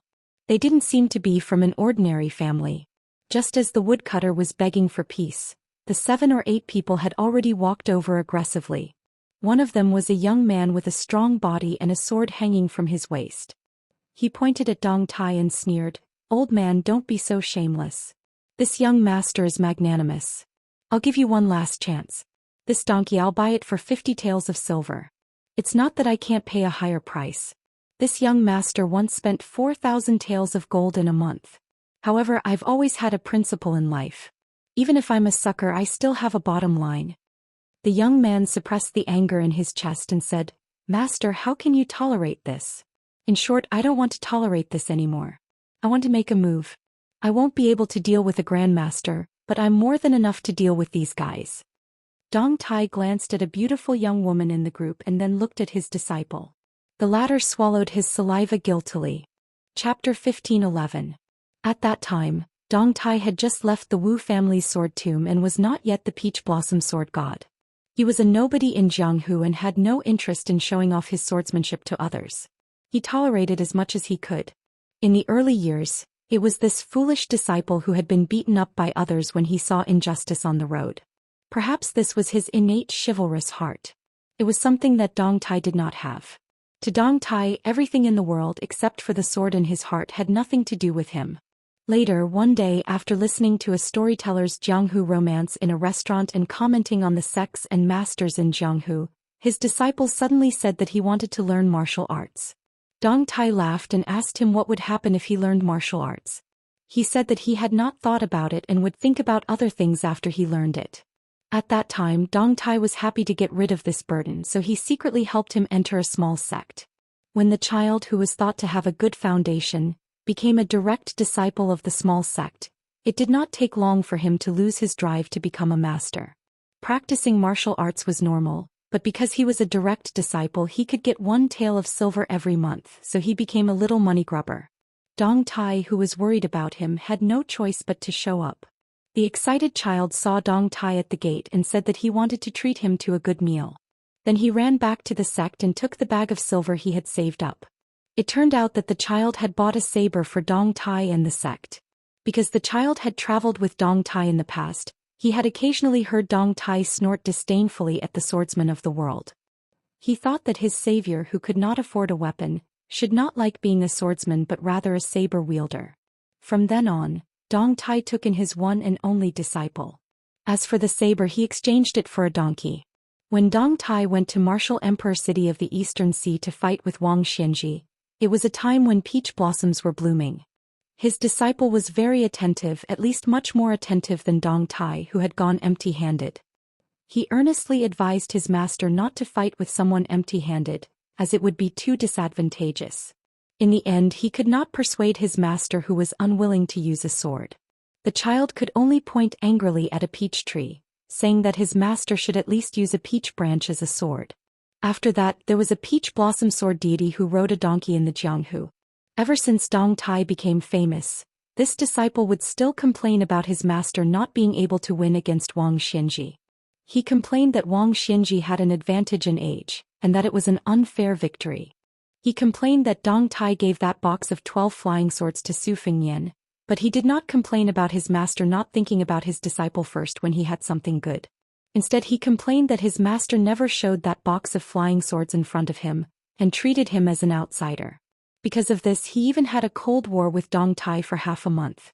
The youth also complained that the Jianghu did not have good eyesight. His master was clearly a grandmaster in the art of killing, but he had to stand shoulder to shoulder with the other three.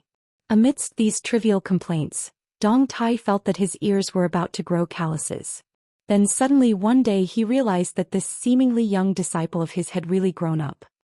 He began to steal glances at the beautiful women he met on the streets. It turned out that his lips were starting to grow stubble. Just as Dong Tai was in a daze, the tall and sturdy youth holding the sword angrily said, "My temper. Hey old man, don't be so shameless.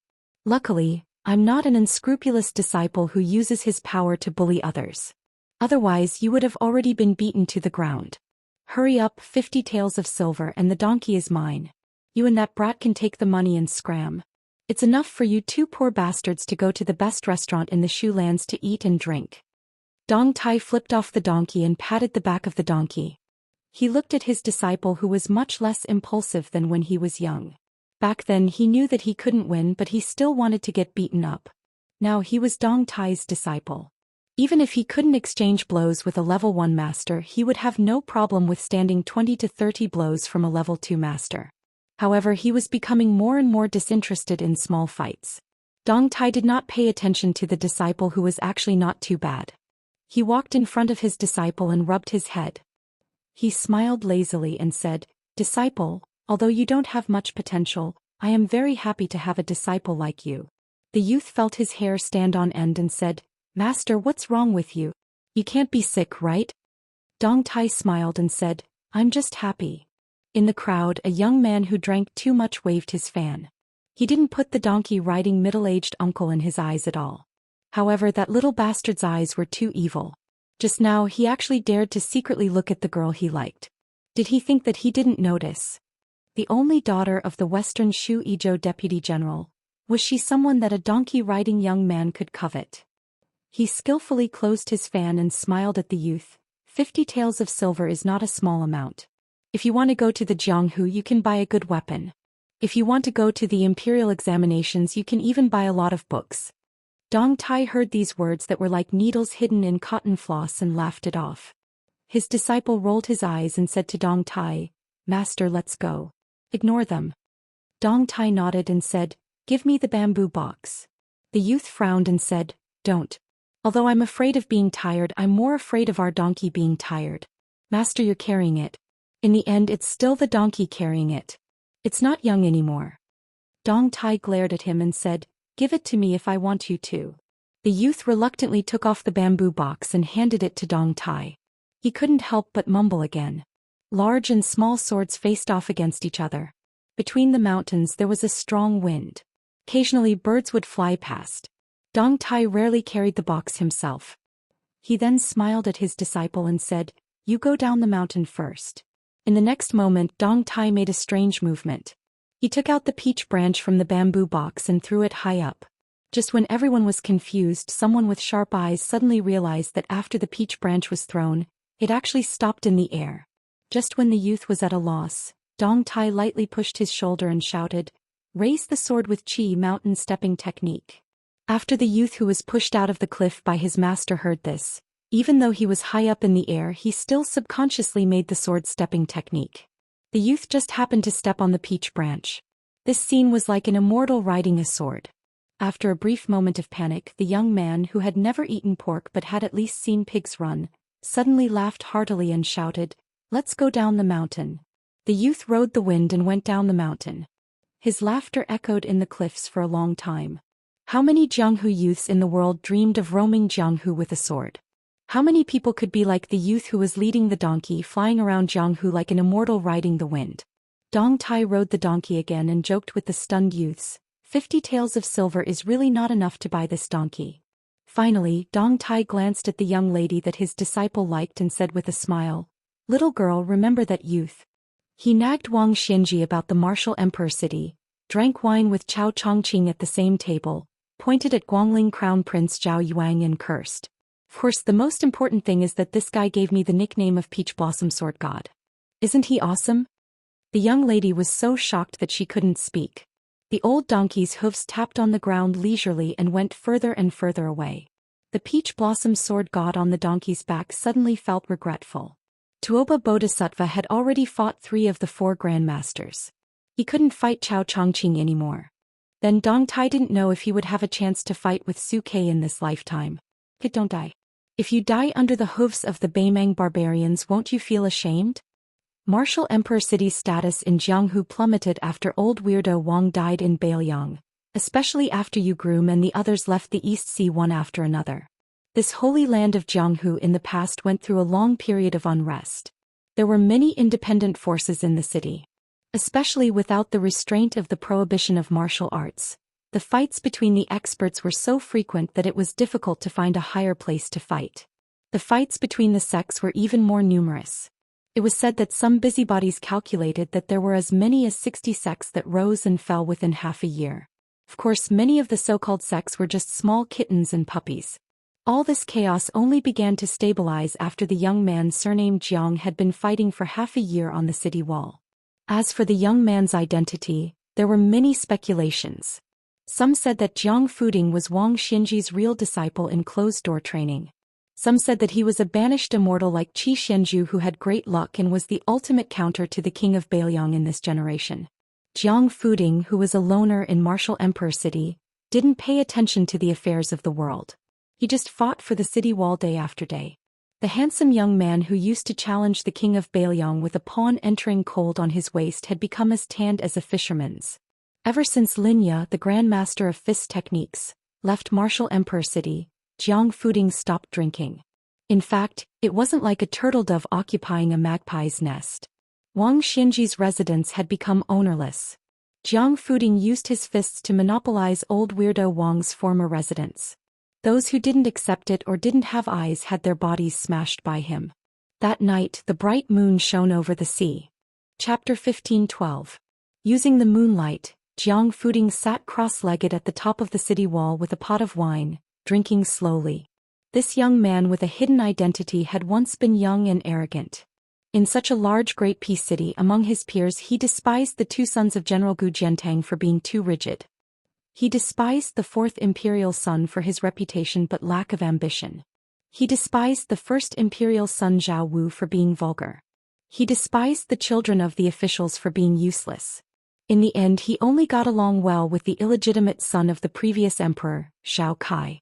Before Zhao Kai returned to the capital from Shangyin Academy, and before he died at the Iron Gate Pass of the western regions, the 2 got drunk. One said he would do great service for the Zhao Kai of Liyang. The other said with a smile that the country was his and the Jianghu was his. In the future, if he helped Zhao Kai sit on the dragon throne, how about he, Jiang Fuding, be conferred the title of King of Freedom? Jiang Fuding gazed at the bright moonlight on the sea and was in a daze.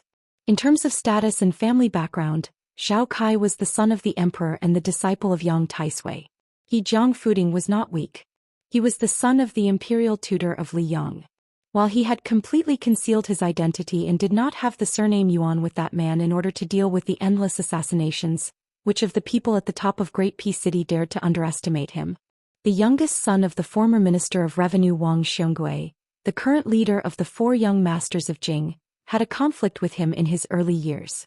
In the end, he had come to kowtow and admit his wrongs that night. When he, Jiang Fuding, was young, he said he wanted to practice the blade.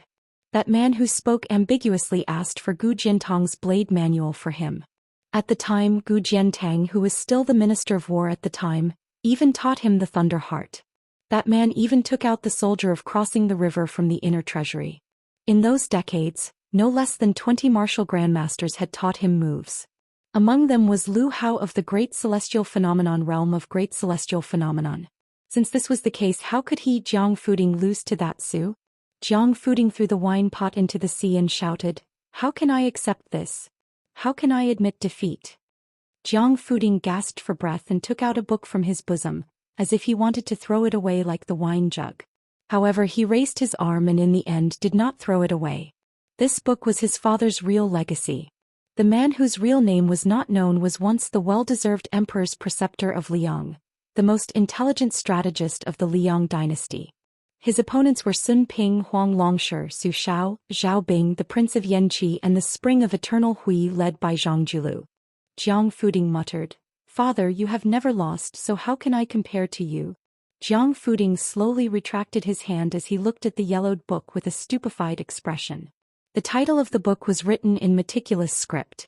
It was a very strange name, Night Sailing Ship.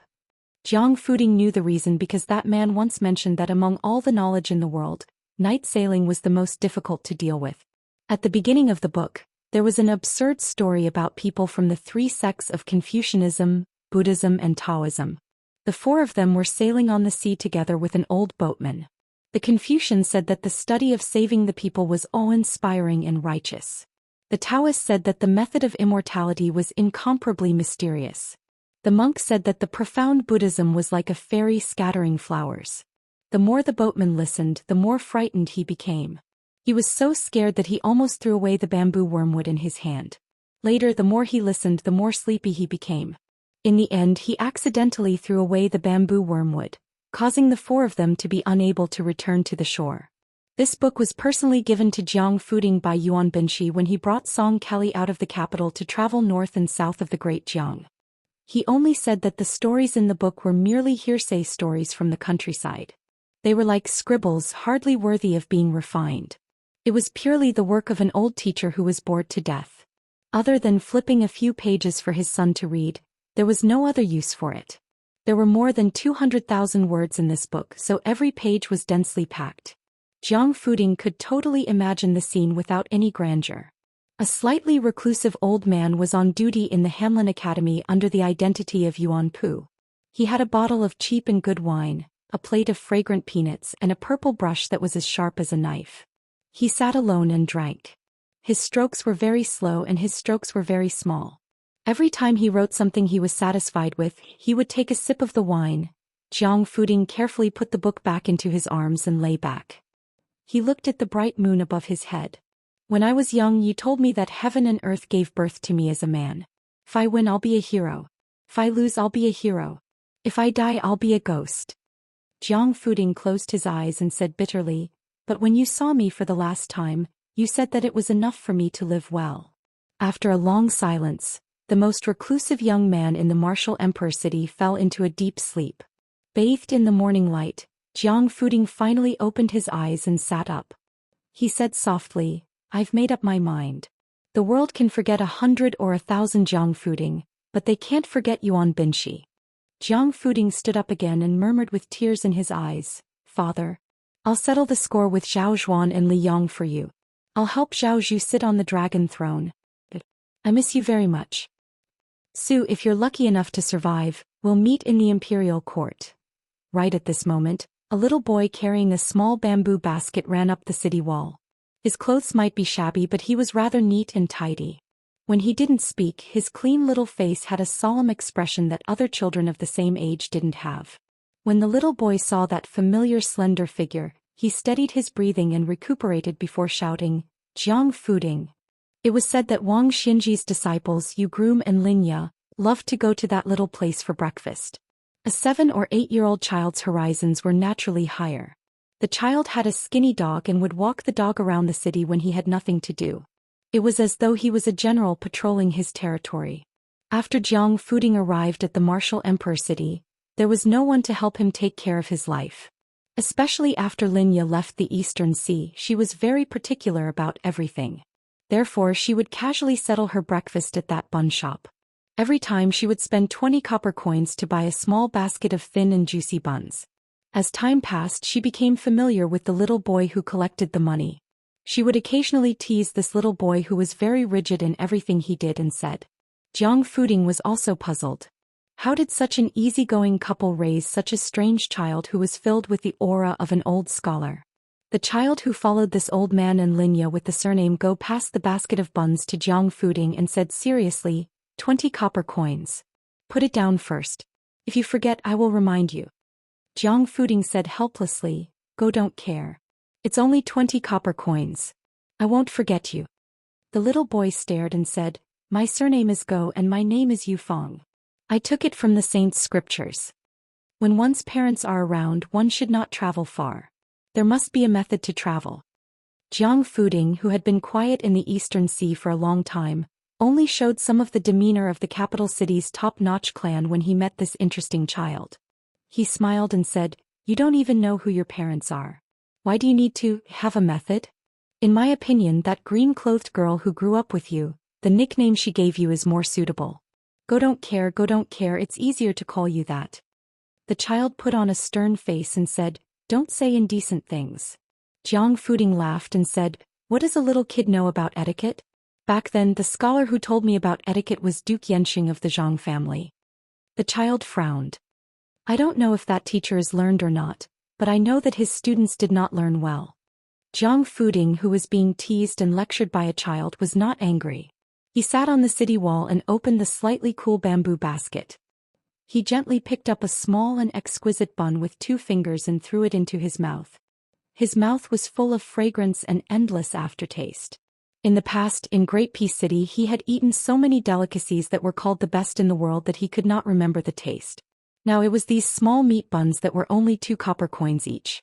If he did not eat a basket of them each day, he would not be able to forget them. Jiang Fuding smacked his lips and ate 6 or 7 buns in one go. Then he seemed to remember something of the past. He chuckled and said, It rained heavily in Great Peace City. Many fish drowned. Go Yufeng sighed and said softly, It's not funny. Jiang Fuding lowered his head and looked at the buns in the basket. He said emotionally, That's right.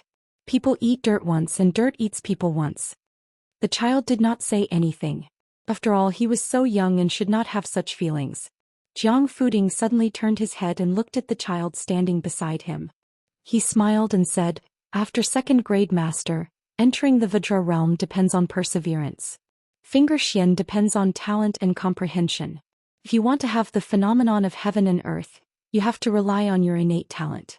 As for becoming a land immortal, it depends on that illusory fate. Go Yufeng, do you want to practice martial arts?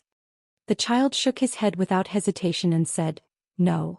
Jiang Fuding said in shock, In this martial emperor city, you interact with people of the underworld every day. You don't want to practice martial arts? The child said softly, I heard that practicing martial arts is a bottomless pit. No amount of money can fill it. I have no money. Jiang Fuding suddenly looked at the last bun in the basket in a daze. He asked in surprise, Go Yufeng, I remember that I have already eaten 10 buns. Why is there one more today? The child said calmly, Grandpa said that you people of the underworld need to train your body. Therefore you need to eat more. I asked Grandpa for one more. I can only ask for one more. Otherwise this basket of buns will be a loss. It is not easy for Grandpa to earn money. Jiang Fuding did not know whether to laugh or cry. Then he smiled gently. He seemed to be reluctant to eat the 11th bun immediately. Chapter 15:13. Jiang Fuding finally picked up the steamed bun and ate it slowly. He looked into the distance and laughed softly. You might not want what I give you. Moreover, in the long run I might not be good to you. However, I'll be leaving the city soon and most likely won't be coming back. But I'll miss you, little brat, and I hope you'll live well. I hope that when you grow up one day and I haven't been eaten by 2D, you'll come and find me. I'll treat you to a drink then. Hearing that Jiang Fuding was leaving the martial emperor city, the child was a little disappointed, but he didn't show it on his face. He only nodded and said, okay. Jiang Fuding smiled and lifted the bamboo basket with one hand.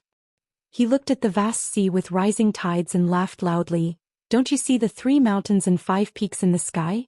Don't you see the endless sandstorms in the northwest killing people? Don't you see the great rivers flowing into the sea and never returning? Listen to me, one's life is only 100 years. If you want to seek immortality, you can only do it in a cup of wine. The child also laughed along with Jiang Fuding's heroic spirit. For the first time he joked, when we meet in the future, you must treat me to good wine. Jiang Fuding threw the bamboo basket into the sea and rubbed the child's head. It's not a big deal. The child was stunned. He said anxiously, Jiang Fuding, why did you throw the steamed bun basket away? I want to bring it back for Grandpa.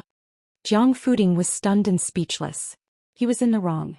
A long time later, in the Jianghu where the grandmasters of the older generation passed away one after another, there would be a very interesting saying. Yu Dilong wasn't really invincible. It was because there were still some tricks in the world. The people south of the Guangling River in Liang found it hard to imagine that there were places where the frost hadn't completely stopped at the beginning of summer. This was the Tuliao.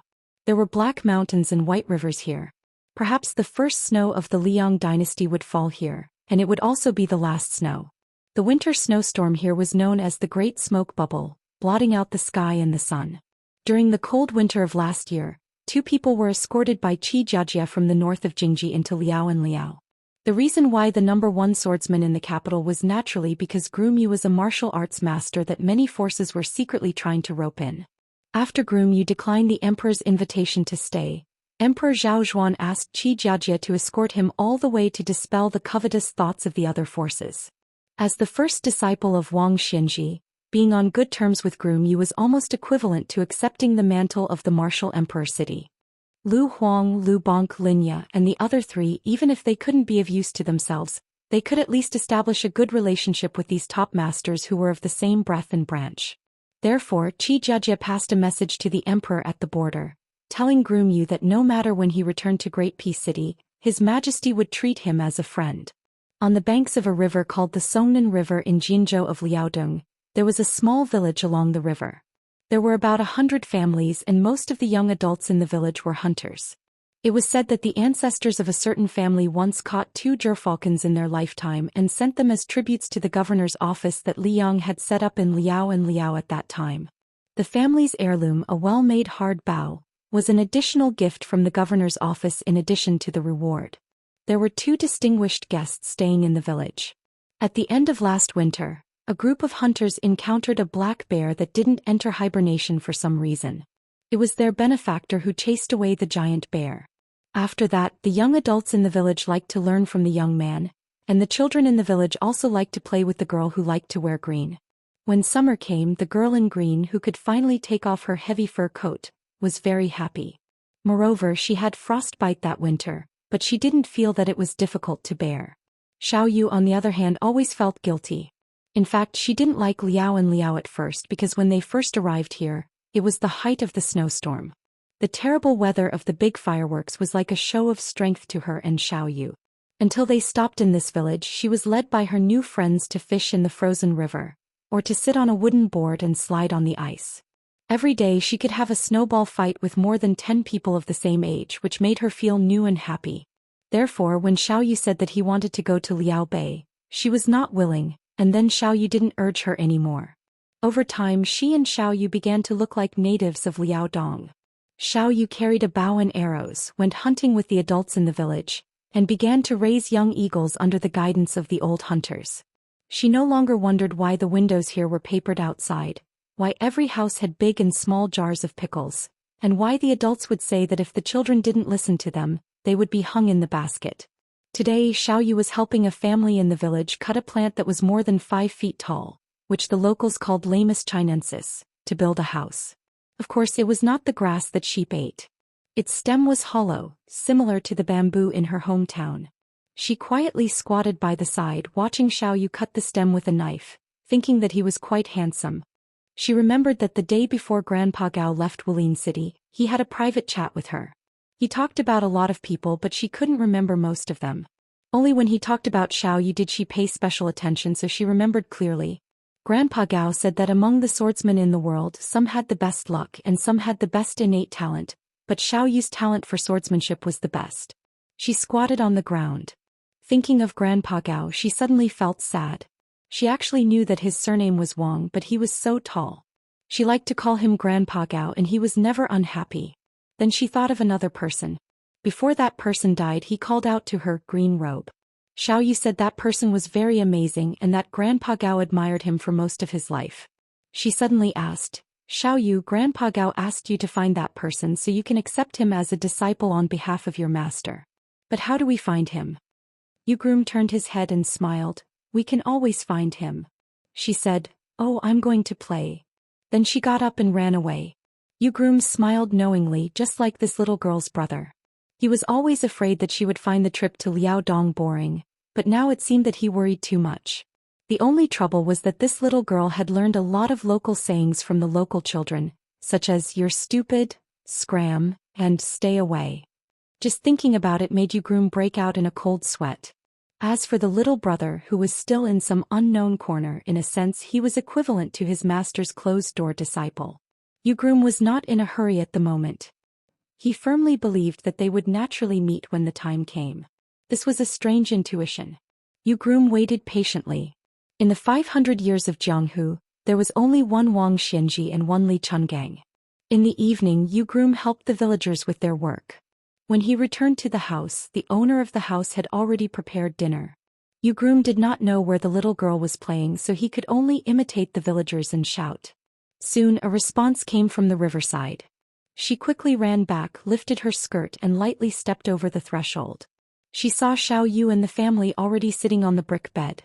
Because they waited for her, they did not eat. She made a face at Xiao Yu and then sat next to him apologetically. Yu Groom helplessly reminded her in a low voice, "How can the host wait for the guest to eat?" The middle-aged village woman liked the girl in green from the bottom of her heart. She quickly smiled and said, "It doesn't matter." The middle-aged man who looked like a southerner poured a glass of wine for Yu Groom. The man was actually a foreigner and his wife was a local. His ancestral home was in Dongyue. Back then he followed his grandfather and father to Jinzhou. However, he went north earlier than Hongjia. It was a blessing in disguise. He was lucky to escape the spring and autumn war that burned the central plains. Because Liaoxi was the place where Liang rose, Liaodong also benefited a lot. Although it was not as good as Liaoxi, it was still worlds apart from the people of Dongyue who had heavy taxes. Moreover, everyone knew that there was a king with a different surname who came out of the forest in Jinzhou. In addition, the king of Liang who was in charge of the two Liaoxi was Zhao Sui, the king of Jiaodong. Zhao Sui was also very kind to the people in his jurisdiction. Although Beimang and Liang were in confrontation for many years, the flames of war had never spread here. Therefore, even the middle-aged man had never seen war since childhood. When the man's family was convicted and moved north, they brought a large box of books with them. Even if it was passed down to only one child in 4 generations, each generation of parents taught their children to read and write. They were able to do something that many nobles in the Central Plains could not do. The reason why Yu Groom chose to live in this house was that he felt close to the middle-aged man's scholarly aura, which was extremely rare in the north. When he heard that Yu Groom was leaving the village for Jinzhou the next day, the man inevitably felt a little regretful that he did not have a drinking buddy. Probably after drinking half a bowl of wine, the middle-aged man, who could not hold his liquor but was good at drinking, did not have too many taboos. He smiled and asked in a low voice, "Brother Yu, are you going to see the ancestral home of the king of Bailiang?" To tell you the truth, there's nothing to see. First, ordinary people can't get close because the guards of the king's mansion are watching. Second, many people say that there are only 2 or 3 shabby houses. It's said that many people who went to Jinzhou to join in the fun went in high spirits but returned in disappointment. Yu Groom asked, Many people go to Jinzhou? The man gulped down the remaining half bowl of wine and said with a smile, "That's right. There are many stories about this. We're only about 80 miles away from Jinzhou. When the village finds something valuable such as mink fur and fox fur, especially the old ginseng that the Shangguan family forbade to privately dig up, they'll be handed over to me, a bookkeeper, who can only read a few words, to secretly sell it in Jinzhou. That's why I'm not unfamiliar with Jinzhou." Although the woman had a very good impression of the groom and the little girl, when her husband talked about selling ginseng privately, she still secretly kicked him. Chapter 15-14. The man could not openly criticize his wife, so he pretended that nothing had happened. He continued, "As for the famous butcher, even though he left Jinzhou for more than 20 years and died in Baoyang, people in Jinzhou still talk about him with relish. The first decade was the most lively. It was said that many powerful families in the Central Plains who had irreconcilable enmity with Butcher did not dare to go to Baoyang for revenge, so they thought about digging up the ancestral grave of the Su family. If our king of Jiaodong had not been on good terms with Butcher, I'm afraid he would have been killed. In my opinion, our king of Jiaodong was also implicated by Butcher. Otherwise, with his ability, he would not be in such a bleak situation now. Last time you said that Zhao Ying, the Duke of Huainan, also died heroically in battle. Our king is not comparable to Butcher and the king of Yen, but compared to the Duke of Huainan and the new king of Jing'an, he is more than enough, right? Otherwise, he would not be able to sit on the position of the king of Jiaodong. Besides Baoyang, only the vassal territories here face to face with the barbarians of Beimeng, right? If the late emperor did not trust our king's ability, he would not dare to make such an arrangement." Yu Groom nodded. The late emperor of Liang had painstakingly placed Zhao Ying in Huainan Dao, which was right under his nose. He banished the ambitious Zhao Bing to Nanjiang. He let his brother Zhao Yi, who had the same father and mother, govern the richest Guangling Dao. The king of Jing'an, who was the most unruly, was placed in Xiangfan Qingzhou, which was surrounded by enemies. Only Su Shao and Zhao Sui were placed in the two places of Beijiang. The middle-aged man, who was neither a scholar nor a scholar, had unwittingly drunk 2 bowls of wine. Originally, he could only hold this much alcohol, but perhaps it was because 1,000 cups were not enough for a bosom friend. He poured himself another bowl. His wife could not stop him. He raised the bowl and smelled it but did not drink. He raised his head and looked at Yu Groom opposite him. His eyes were a little unfocused. This middle-aged man, who was far away from the smoke of war and the court, seemed to be talking to himself. The Dongyue where my ancestors were in was destroyed by General Gu Jiantang. Perhaps it was not the work of Ren Tuesday. My grandfather had never had any ill feelings towards Ren Tu, and I am no exception. I heard that Tai and city was the place where people scolded Ren Tu the most in the world. Then it was Guangling Dao, which was known as the talented scholar, followed by Jiangnan, where there were countless distinguished scholars. Now even the new king of Liang is being scolded together. It seems that the more they scold, the more powerful they get. One of them is the assistant minister of the Ministry of Rights. I heard that he is from Baoyang. Hey, so I really want to understand one thing. Since those people have all become officials of the Liang imperial court, many of them have not even seen Ren Tu and the new king of Liang. Even the rise of their families can be attributed to Ren Tu's victory. Younger brother, you have seen a lot. Looking at your temperament, I think you are also a well-read person. Can you help me clear up my doubts? Groom Yu hesitated and smiled. Pick up the bowl to eat, put down the chopsticks to curse. The middle-aged man sighed. Yes. A country without a hero is like a house without a pillar, a person without a backbone. The man drank a big mouthful of the 3rd bowl of wine and was really drunk. He fell asleep under the care of his wife. He muttered to himself that if the new Liang prince couldn't defend the northwest, he would also curse, including the young king's father. The middle-aged man's wife didn't know whether to laugh or cry. She nagged, "Do you really think you are a high official? I don't see you working so hard on the crops all these years." Although the woman was nagging, she lowered her head to look at her man's face, which was much rougher than when he was young. Her slightly tanned face couldn't help but reveal a smile. She thought to herself, "Who asked you to be so handsome? Back then I had to fight with many women to get you. Even if your farming is sloppy, it doesn't matter." After hearing that, Groom Yu suddenly drank a bowl of wine and said indifferently, "A country without a hero, how sad. A country that has heroes but doesn't know how to respect them, how sad is that?" Groom got off the Kong and brought a small stool with the little girl to sit outside the room. He turned his head to look at her, who was in a daze, and said with a smile, "How about we go somewhere else to find your Grandpa Gao's disciple?" The little girl turned her head and rolled her eyes. "If you want to go to Bailiang, just say it. I don't really care." Groom was a little embarrassed. He was about to say something when the little girl said seriously, Go. I miss Uncle Lu anyway." This Uncle Lu, when he was still in Wu Wu City, he didn't know how to take care of himself. "I don't feel at ease with him away." Groom rubbed her little head and smiled. Yes. Uncle Lu, Uncle Gong and your Aunt Lin, they can't do without you." She hurriedly shushed him. "You have to call her Sister Lin. If you call her Aunt Lin, she'll get angry." Groom laughed. "No wonder Master said you're not afraid of anything except the forest crows."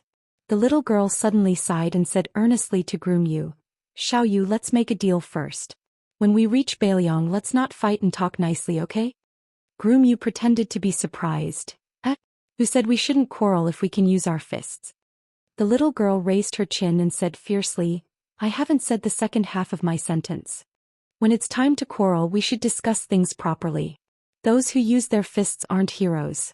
Groom narrowed his eyes and said softly, "If you travel the Jianghu in the future, you'll definitely become a heavenly heroine." The little girl nodded vigorously and then put her head on Groom knee. She said in a muffled voice, "Xiao Yu, I've wanted to go to Bailiang for a long time. I want to visit the place where Grandpa Gao passed away."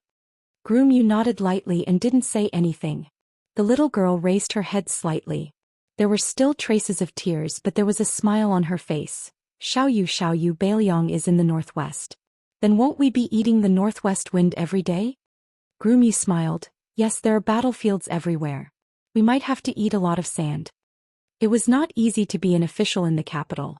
Even though Fan Zhongho, who had been bestowed the title of the #1 national chess player of the dynasty by the emperor, had become a new noble in the Hanlin Academy, he couldn't help but sigh. The Fan family could be said to be a scholarly family. However, in Xianxia, it was not considered a luxurious family. When he was summoned to the capital, he went north alone. He didn't bring any servants with him. He had about 700 to 800 taels of silver on him. He thought that even if he couldn't be extravagant in the capital, he wouldn't be too shabby. He didn't think that when he actually became an official in the capital, he would realize how expensive it was. After all, Fan Zhongho had never received the special honor of being conferred by the emperor, and he wasn't a true scholar in the imperial examinations. He didn't have a master room in Tai and city to rely on, and he didn't have the financial support of his fellow countrymen. However, for officials in the capital, especially Huang Menlang of the Hanlin Academy, their residences had to match the prestige of the official system. Thus, Fan Zhongho gritted his teeth and rented the old residence of an old assistant minister of the Ministry of Works. It could barely be considered a place with a pavilion, a garden, and lush greenery. However, this cost him 200 taels of silver. That was the price the old assistant minister gave him for the sake of Huang Menlang. If it were any other official, not to mention 200 taels of silver, even 400 taels of silver wouldn't be enough. The Liang imperial court did not take care of everything in the matter of official uniforms. Other than a few sets of official uniforms that were set by the Ministry of Rights, the rest had to be provided by the officials themselves. The purchase of a wide variety of official uniforms was another large expense. Fan Zhongho had only learned after working for a period of time in the Hanlin Academy that many old-fashioned old Hanlin scholars who did not know how to make money were so poor that they had to borrow official uniforms all year round. To make matters worse, Fan Zhongho, as a newly popular person in the great and city officialdom, had to attend a variety of banquets and weddings and funerals of his colleagues. This caused this young man to spend money like water. Adding on the dignity of the Hanlin Academy, the ink and paper that he needed for his daily study, he had all kinds of connections. Fortunately, when Fan Zhongho went to the capital, he had brought with him about 20 unique and rare books that had been engraved. Many of his colleagues in the Hanlin Academy loved books to the point that they would borrow money to buy books even if they were poor.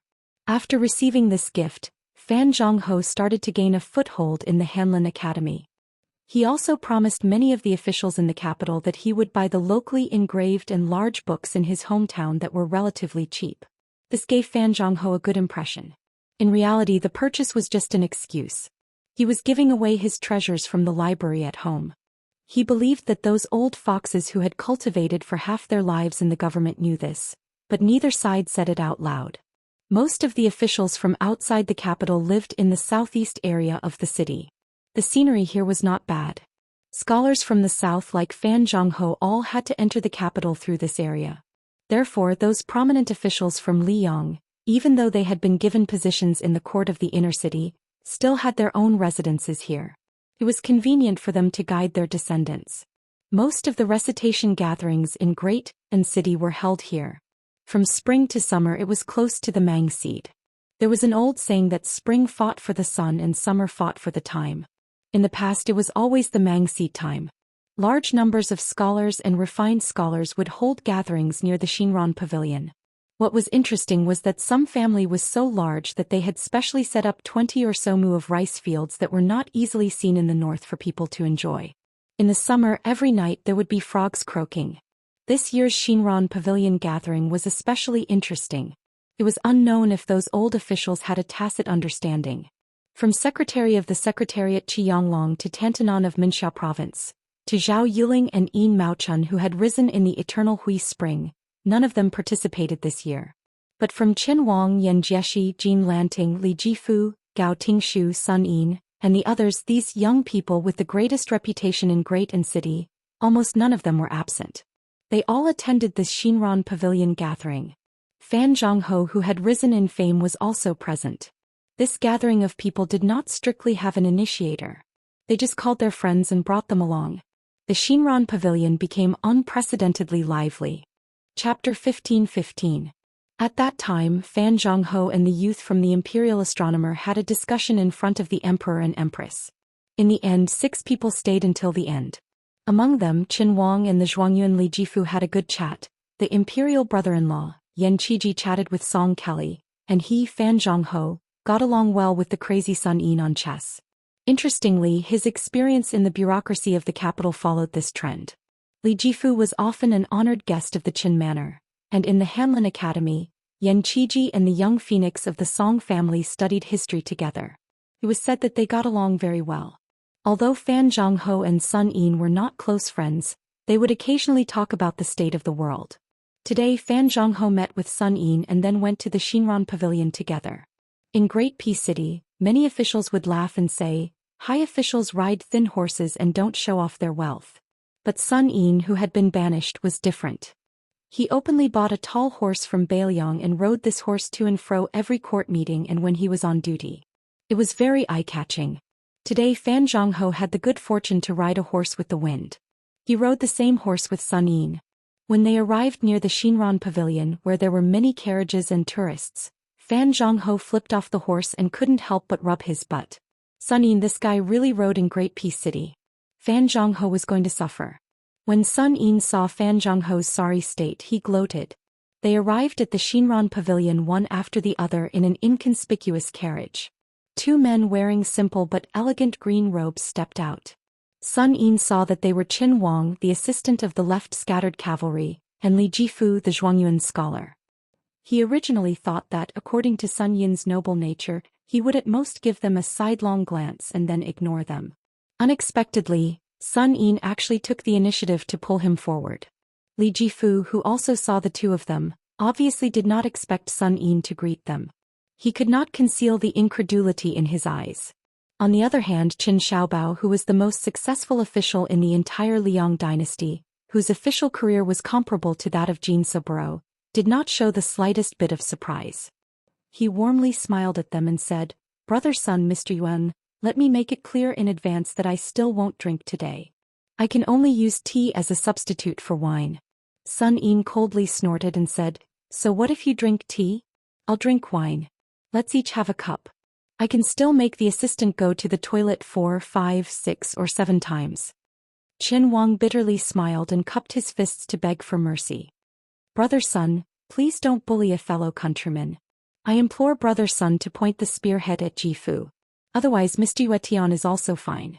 Fan Zhongho smiled and said, "Assistant Minister, you can't just rely on your high official status to divert trouble to someone else. It will damage the reputation of the court." Li Jifu looked at the three people who were talking without restraint and felt a little envious.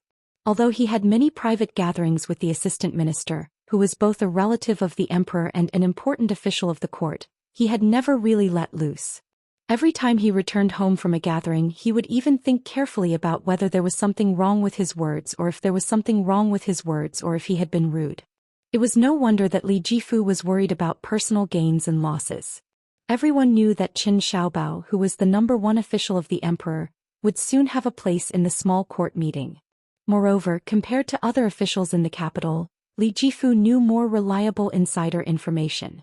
The secretariat of the Liang Imperial Court had been empty for decades. After Qi Yonglong took over, it could be said that there were many things waiting to be done.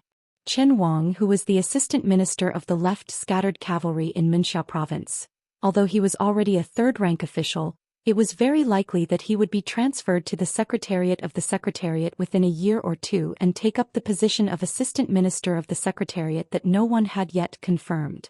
There were many assistant ministers in the 3 provinces and 6 ministries, but the assistant minister of the secretariat was undoubtedly the most important one. It was not that the Hanlin Academy did not have a good title, but it was the trend. However, these rules did not affect Qin Xiaobao. A 30-year-old assistant minister of the secretariat might not be considered shocking in the old Liang dynasty, but Li Jifu dared to say that this was a feat that would never be repeated in the future.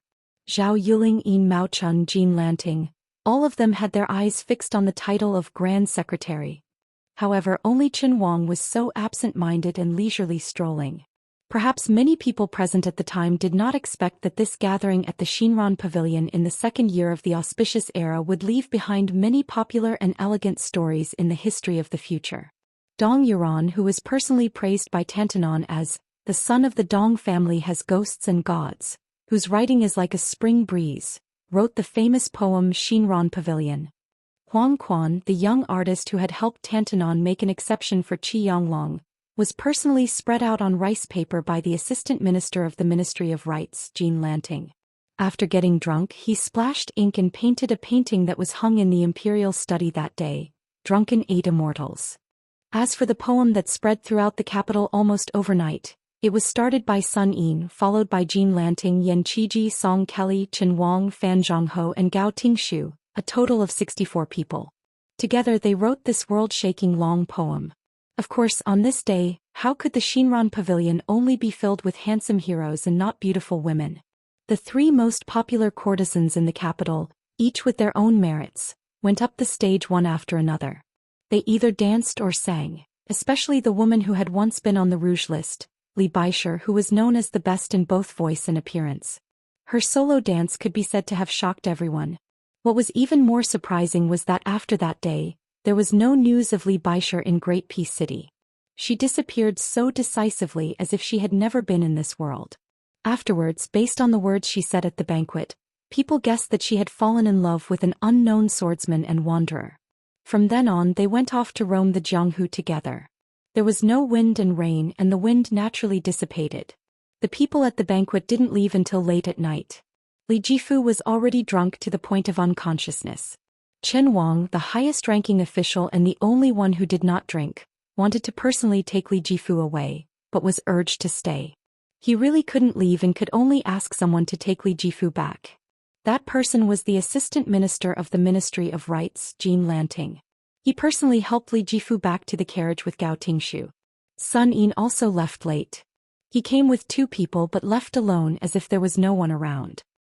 He rode his horse wildly, smelling of alcohol, and shocked many of the graceful ladies of the large families in the capital.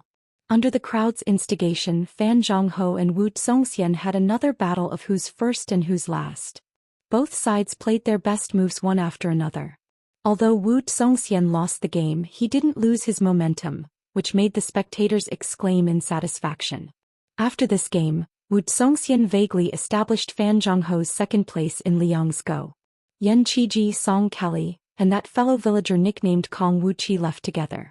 Xinran Pavilion, Drunken 8 Immortals, and Heroes Travel to the Capital were all given to this young relative of the emperor. He would immediately send them to the imperial palace.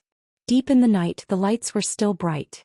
There were only a dozen people left in Xinran Pavilion. Everyone in the capital knew that Chen Wang, who usually did not touch alcohol, was the last to leave. Fan Zhongho and Wu Zhongxian had already finished their game of Go. The latter and a group of friends left in high spirits. The people still in the pavilion were all new nobles in the Great Peace City. They were also willing to put down their faces to get close to Chen Wang, a high official in the central government. However, they were all scholars. Even if they drank too much, their chatter and actions did not diminish their scholarly habits. And Chen Wang was never the kind of person who liked to put on airs, so he got along well with them. In the end, it was unknown who was still unsatisfied, so they spent some money to call over a musician who had earned money in this gathering. The woman held a pipa in her arms and did not wear any makeup. Although she was not a national beauty, under the flickering lights, there was a hint of lovely and moving feeling. She was very timid. It was clear that business at the banquet today was slow and she did not attract any business. She was not like the other women of the same trade. While they were tired, they had already returned full of money. This woman sat on a small stool prepared outside the pavilion. Before she played the pipa, she quickly glanced at the people sitting on the prayer mats in front of the pavilion. There were more than a dozen people, most of them sitting on the prayer mats on the steps. The steps had different heights. At the highest point sat two young men side by side. She could guess that since these people were able to appear in Xinran Pavilion and not far from the pavilion like most of the scholars, then they should be the most important people at the banquet today. They were the true important people of Great Peace City. Even if they were not today, they would be in the future. She was lost in thought for a moment. She was very curious what it would be like if these young masters who were waiting for her pipa put on their official robes. The young master who had hired her to sing was sitting at the bottom of the steps. He smiled and reminded her in a gentle voice, "Miss, it is time to start." Her pretty face blushed and she appeared slightly nervous. She said softly, "Young master, please wait a moment. Allow this servant to test the sound." Hearing the woman gently twist the strings of the pipa, Fan Zhongho, who had intentionally or unintentionally sat next to Chen Xiaobao, said with a slight smile, "This is the typical technique of the Wu family of Jiangzhou in our Xianxia. The lower part is the strength of the upper part. The tone is not high, the rhythm is not rushed, and it is slow. It is not as full as the big bows of the north, but it has its own unique charm. Due to this, the song is also a small tune with the charm of Jiangnan. After drinking too much, it is very comfortable to listen to this song." Chen Wang smiled and nodded. He said softly, "I only learned about the pipa when I came to Jing. In my hometown there is a saying about the drum on horseback. In the past I was just a poor scholar and did not go to the border to study. I am ashamed to say that even if I wanted to pretend to be cultured, I would only be a laughingstock. Therefore in these years I have sensibly not attended banquets and gatherings. Other people say that I am not good at raising wang, that is really flattering me." The name of the song, Daughters Red, refers to the Jiangnan water, Jiangnan wine and Jiangnan women. Then he heard the woman's clear and melodious voice reciting the first part of the song. Fan Zhongho was surprised. He smiled and said, "What a coincidence. It refers to the daughter's red wine. My hometown has this custom since ancient times. When a daughter is born, they will bury a jar of wine. When the wine is drunk, it is the day the woman gets married. In addition, there is also the Zhuangyuan red, which is taken out for banquets when the man in the family obtains scholarly honors.